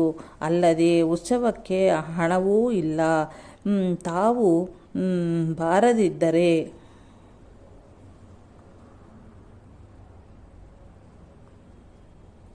ಉತ್ಸವ ನಡೆಯುವಂತೆಯೇ ಇಲ್ಲ, ನಿಂತೇ ಹೋಗುವುದು. ತಾವು ಬರಬೇಕೆಂದು ಎಲ್ಲರೂ ಪ್ರಾರ್ಥಿಸಿ ನನ್ನನ್ನು ಕಳುಹಿಸಿಕೊಟ್ಟಿದ್ದಾರೆ ಎಂದು ವಿನಂತಿಸಿಕೊಂಡರು. ಆಗ ಶ್ರೀಗಳವರು ಗುರುಸ್ಥಾನದ ಸಂಸ್ಥೆಗೆ ನನ್ನಿಂದಾಗಿ ಏನೊಂದು ಕುಂದುಕೊರತೆ, ಕೆಟ್ಟ ಹೆಸರು ಬರುವುದು ಸರಿಯಿಲ್ಲ ಎಂದುಕೊಂಡು ಸಜ್ಜನಗಡಕ್ಕೆ ತೆರಳಲು ನಿಶ್ಚಯಿಸಿ, ಆಗಲಿ, ಬರುತ್ತೇನೆ ಎಂದು ಆಗಾಶೆಯವರಿಗೆ ಹೇಳಿ ಅವರನ್ನು ಮುಂದೆ ಕಳುಹಿಸಿ ಕೊಟ್ಟರು. ಆ ದಿವಸದ ಉತ್ಸವದ ಎಲ್ಲ ಕಾರ್ಯಕ್ರಮಗಳನ್ನು ಸಾಂಗವಾಗಿ ನೆರವೇರಿಸಿದರು. ಮಾರನೆಯ ದಿನ ಅಂದರೆ ಮಾಘ ಪಂಚಮಿ ಇರಬಹುದು. ಶೀಗೇಹಳ್ಳಿಯಲ್ಲಿ ಪ್ರಾರಂಭಿಸಿದ ದಾಸನವಮಿ ಉತ್ಸವವನ್ನು ಸಾಂಗವಾಗಿ ನೆರವೇರಿಸಿ ಪೂರ್ಣಗೊಳಿಸುವುದಂತೆ ಮಠದವರಿಗೆ ಹೇಳಿ ಅದರ ಖರ್ಚಿಗೆ ಮತ್ತು ಮಠದ ಯೋಗಕ್ಷೇಮಕ್ಕೆ ವ್ಯವಸ್ಥೆಯನ್ನು ಮಾಡಿ ಎಲ್ಲರನ್ನು ಆಶೀರ್ವದಿಸಿ ಬೆಳಿಗ್ಗೆ ಸಾಧಾರಣ 8 ಗಂಟೆಯ ಸಮಯಕ್ಕೆ ಶ್ರೀಗಳವರು ಶೀಗೇಹಳ್ಳಿಯಿಂದ ಸಜ್ಜನಗಡ್ಡಕ್ಕೆ ಪ್ರಯಾಣ ಬೆಳೆಸಿದರು. ಸಿದ್ದಾಪುರಕ್ಕೆ ಸಮೀಪದ ಭುವನೇಶ್ವರಿ ದೇವಸ್ಥಾನಕ್ಕೆ ಬಂದು ಹೋಗಬೇಕೆಂದು ಕೆಲವರು ಶೀಗೇಹಳ್ಳಿಗೆ ಬಂದು ಪ್ರಾರ್ಥಿಸಿಕೊಂಡ ಮೇರೆಗೆ ಶ್ರೀಗಳವರು ಅಲ್ಲಿಗೆ ಬಂದು ಕ್ಷೇತ್ರವನ್ನು ಪವಿತ್ರಗೊಳಿಸಿ ದರ್ಶನಾದಿಗಳನ್ನು ಪಡೆದು ತೀರ್ಥಹಳ್ಳಿಗೆ ಸಮೀಪದ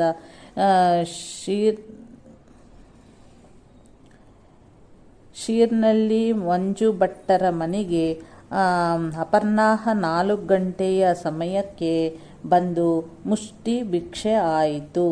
ಇವರ ಮನೆಯಲ್ಲಿ ಏನೋ ಬಾಧೆ, ತೊಂದರೆ, ತೂಡಗೊಳ್ಳಿತ್ತು. ಇವರು ಬಹಳ ದಿವಸಗಳಿಂದ ತಮ್ಮ ಮನೆಯಲ್ಲಿ ಭಿಕ್ಷವಾಗಬೇಕು ಎಂದು ಶ್ರೀಗಳವರಲ್ಲಿ ಪ್ರಾರ್ಥಿಸಿಕೊಂಡು ಇದ್ದರು. ಮಾತ್ರವಲ್ಲದೆ ಶ್ರೀಗಳವರಲ್ಲಿ ಪ್ರಾರ್ಥಿಸಿಕೊಂಡಿದ್ದದ್ದು ಮಾತ್ರವಲ್ಲದೆ ಇವರ ಮಿತ್ರರೊಬ್ಬರಾದ ಶ್ರೀಕಂಠಯ್ಯನವರ ಮುಖಾಂತರ ಪದೇ ಪದೇ ಶ್ರೀಗಳವರಿಗೆ ಹೇಳಿ ಕಳುಹಿಸುತ್ತಿದ್ದರು. ಆವಾಗ ಶ್ರೀಕಂಠಯ್ಯನವರು ಸಾಗರದ ಅಣ್ಣಾವರ ಅಡಿಕೆ ಕಂಪನಿಯಲ್ಲಿ ಇದ್ದರು. ಶ್ರೀಗಳವರು ಶೀರ್ನಳ್ಳಿಗೆ ಬರಬೇಕಾದರೆ ತಂತಿ ಕೊಡಿಸಿದ್ದರೂ ಸಕಾಲಕ್ಕೆ ಮುಟ್ಟದೆ ಅವರ ಊಟಾದಿಗಳು ಮುಗಿದಿದ್ದವು. ಆದುದರಿಂದ ಮಾರನೆಯ ದಿನ ನಮ್ಮಲ್ಲಿಯೇ ಭಿಕ್ಷಾ ತೀರಿಸಿ ಮುಂದೆ ಪ್ರಯಾಣ ಬೆಳೆಸುವುದಾಗಬೇಕು ಎಂಬ ಭಕ್ತಿಯ ಪ್ರಾರ್ಥನೆಯನ್ನು ಮನ್ನಿಸಿ ಆ ದಿನ ಅಲ್ಲಿಯೇ ಉಳಿದರು. ಮರುದಿನ ಮನೆಯಲ್ಲಿ ಇದ್ದ ಬಾಧೆ ತೊಂದರೆಗಳನ್ನೆಲ್ಲ ದೂರ ಮಾಡಿ ಅವರು ಭಕ್ತಿಯಿಂದ ಮಾಡಿದ ಪಾದಪೂಜೆ ಭಿಕ್ಷೆಯನ್ನು ಸ್ವೀಕರಿಸಿ ಶ್ರೀಗಳವರು ತೀರ್ಥಹಳ್ಳಿಗೆ ಬಂದರು. ಇಲ್ಲಿಯ ಕಿತ್ತಂದೂರು ರಾಮಕೃಷ್ಣ ಭಟ್ಟರ ಆಗ್ರಹದಂತೆ ಅವರ ಮನೆಗೆ ಹೋಗಿ ಪಾದಪೂಜೆಯನ್ನು ಸ್ವೀಕರಿಸಿದರು.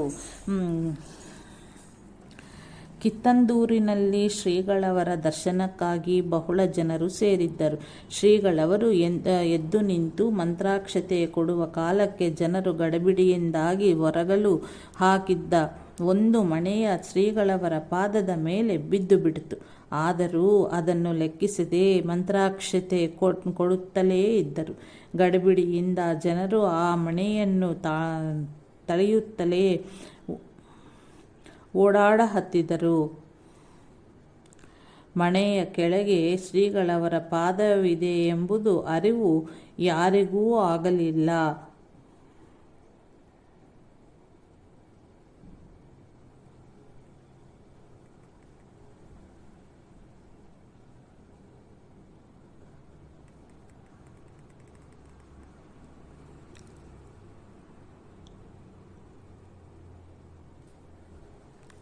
ಆದರೂ ಅದನ್ನು ಲೆಕ್ಕಿಸದೆ ಮಂತ್ರಾಕ್ಷತೆ ಕೊಡುತ್ತಲೇ ಇದ್ದರು. ಗಡಿಬಿಡಿಯಿಂದ ಜನರು ಆ ಮಣೆಯನ್ನು ತುಳಿಯುತ್ತಲೇ ಓಡಾಡಹತ್ತಿದರು. ಮಣೆಯ ಕೆಳಗೆ ಶ್ರೀಗಳವರ ಪಾದವಿದೆ ಎಂಬ ಅರಿವು ಯಾರಿಗೂ ಆಗಿರಲಿಲ್ಲ. ಆದರೂ ಶ್ರೀಗಳವರು ಆ ಕಡೆಗೆ ಲಕ್ಷ್ಯವನ್ನೇ ಕೊಟ್ಟಿರಲಿಲ್ಲ. ಜನಸಂದಣಿ ಕಡಿಮೆ ಆಗುತ್ತಾ ಬಂದು ಆಮೇಲೆ ನೋಡಿದರೆ ಹೆಬ್ಬೆರಳಿನಿಂದ ರಕ್ತವು ಧಾರಾಕಾರವಾಗಿ ಸುರಿಯುತ್ತಿದೆ. ಕಾಲು ಬಾತು ಹೋಗಿದೆ. ಇಷ್ಟರೊಳಗೆ ಅಲ್ಲಿಯ ಕಾರ್ಯಕ್ರಮವು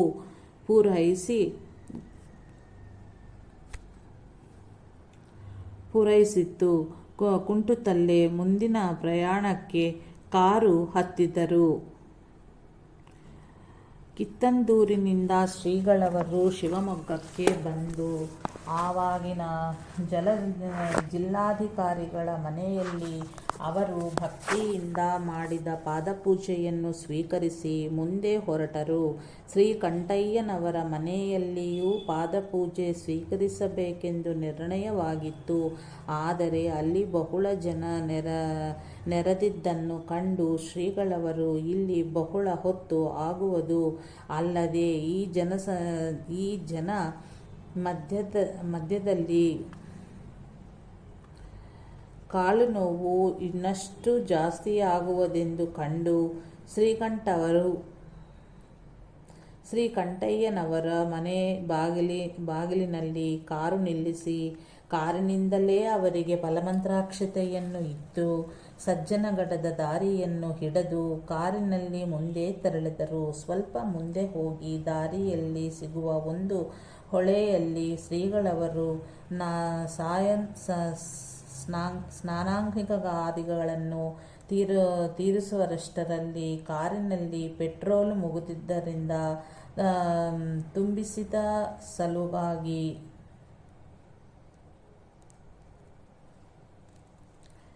ತುಂಬಿಸುವ ಸಲುವಾಗಿ ಕಾರು ಶಿವಮೊಗ್ಗಕ್ಕೆ ಬಂದಿತು. ಆಗ ಮೊದಲು ಶ್ರೀಗಳವರ ದರ್ಶನ ಸಿಗದಿದ್ದ ಜನರು ಇದು ಶ್ರೀಗಳವರ ಕಾರು ಎಂದು ತಿಳಿದು ಅನೇಕರು ಹೂವು, ಹಣ್ಣು, ಕಾಯಿ, ದುಡ್ಡುಗಳನ್ನು ಶ್ರೀಗಳವರಿಗೆ ಅರ್ಪಣೆಯಿಂದ ಅಪಾಯವಾಗದಂತೆ ಕಾರಿನ ಮೇಲೆ ಒಗೆದರು. ನಂತರ ಗಣಪತಿ ಮಾಸ್ತರರು, ಮೇಲಿನ ಮನೆ ನಾರಾಯಣಪ್ಪನವರು, ಅಷ್ಟೇಕರರು, ಭೀಮನ ಕೋಣೆ ಸೂರ್ಯನಾರಾಯಣ ಮುಂತಾದ 3-4 ಜನ ಶಿಷ್ಯರನ್ನೊಡಗೂಡಿ ಶ್ರೀಗಳವರು ಸಜ್ಜನಗಡಕ್ಕೆ ಪ್ರಯಾಣ ಬೆಳೆಸಿದರು. ಹಾದಿಯಲ್ಲಿ ಬೆಳಗಾವಿ ನಗರದಲ್ಲಿ ಬೀಳಗಿ ವಕೀಲರ ಮನೆಯಲ್ಲಿ ಮೊಕ್ಕಾಂ ಮಾಡಿದರು. ಅಲ್ಲಿ ಸ್ವಾಮಿ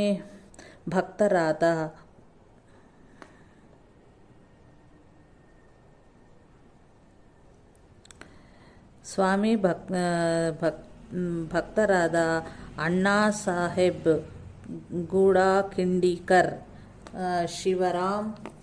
ಶಿವರಾಮ್ ಪಂತ್, ಭೋಜ್ಕರ್ ವಕೀಲ್, ಜಿಂದ್ರಾಳಕರ್ ಮತ್ತು ಇತರರು 8 ದಿನ ಶ್ರೀಗಳನ್ನು ತಮ್ಮಲ್ಲಿಟ್ಟುಕೊಂಡು ಆರಾಧಿಸಿದರು. ಪ್ರತಿ ದಿನವೂ ಸಾಯಂಕಾಲ ಶ್ರೀಗಳವರಿಂದ ಪ್ರವಚನವಾಗುತ್ತಿತ್ತು. ಅಲ್ಲಿಂದ ಶ್ರೀಗಳು ಸಂಕೇಶ್ವರಕ್ಕೆ ಬಂದರು. ಅಲ್ಲಿ ವಿಠಲಬುವ ಕುಂಭೋಜಕರರು ಶ್ರೀಗಳನ್ನು ತಮ್ಮಲ್ಲಿಗೆ ಭಿಕ್ಷಕ್ಕೆ ಕರೆದೊಯ್ದರು. ಅಲ್ಲಿ ಭಿಕ್ಷೆಯಾದ ನಂತರ ಶ್ರೀಗಳು ಶ್ರೀಮಂತ ಭಾವು ಸಾಹೇಬ್ ಬಿಢೆಯವರಲ್ಲಿ ಮೊಕ್ಕಾಂ ಮಾಡಿ ಅನುಗ್ರಹಿಸಿದರು. ಸದ್ಭಕ್ತ ರಾಮಭಾವು ಮನೋಳಿಕರ್ ಅವರ ಕಾಯಿಲೆಯಿಂದ ನರಳುತ್ತಿದ್ದರು. ಒಂದು ಕಾಲು ಕೆಲಸಕ್ಕೆ ಬರದಂತಾಗಿ ಅನೇಕ ವರ್ಷಗಳಾಗಿದ್ದವು. ಎಲ್ಲ ರೀತಿಯ ಔಷಧೋಪಚಾರವನ್ನು ಮಾಡಿ ಬೇಸತ್ತು ಹತಾಶರಾಗಿ ಮೃತ್ಯುಮುಖರಾಗಿದ್ದರು. ಸಂಕೇಶ್ವರಕ್ಕೆ ಸಿದ್ಧಪುರುಷ ಶ್ರೀ ಶ್ರೀಧರ ಸ್ವಾಮಿಗಳು ಆಗಮಿಸಿದ್ದಾರೆ ಎಂದು ತಿಳಿದು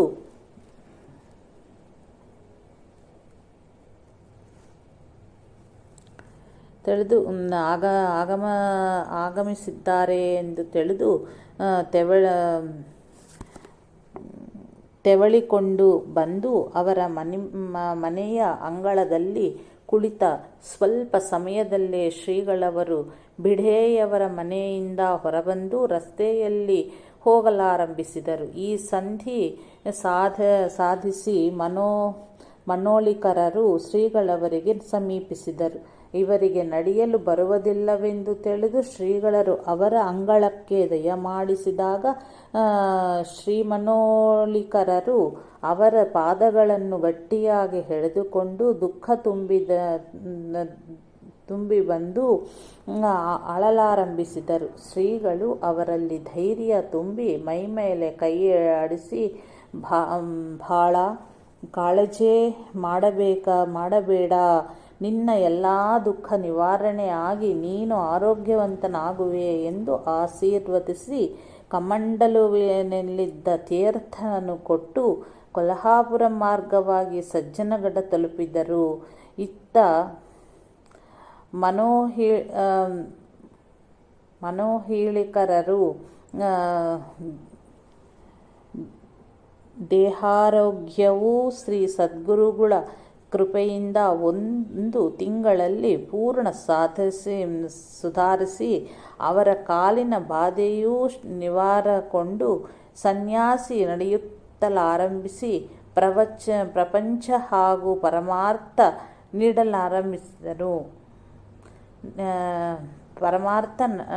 ನಡೆಸಲಾರಂಭಿಸಿದರು. ನಮಃ ಶಾಂತಾಯ ದಿವ್ಯಾಯ ಸತ್ಯಧರ್ಮ ಸ್ವರೂಪಿಣೆ ಸ್ವಾನಂದಾಮೃತ ತೃಪ್ತಾಯ ಶ್ರೀಧರಾಯ ನಮೋ ನಮಃ. ಸದ್ಗುರು ಭಗವಾನ್ ಶ್ರೀ ಶ್ರೀಧರಾರ್ಪಣಮಸ್ತು.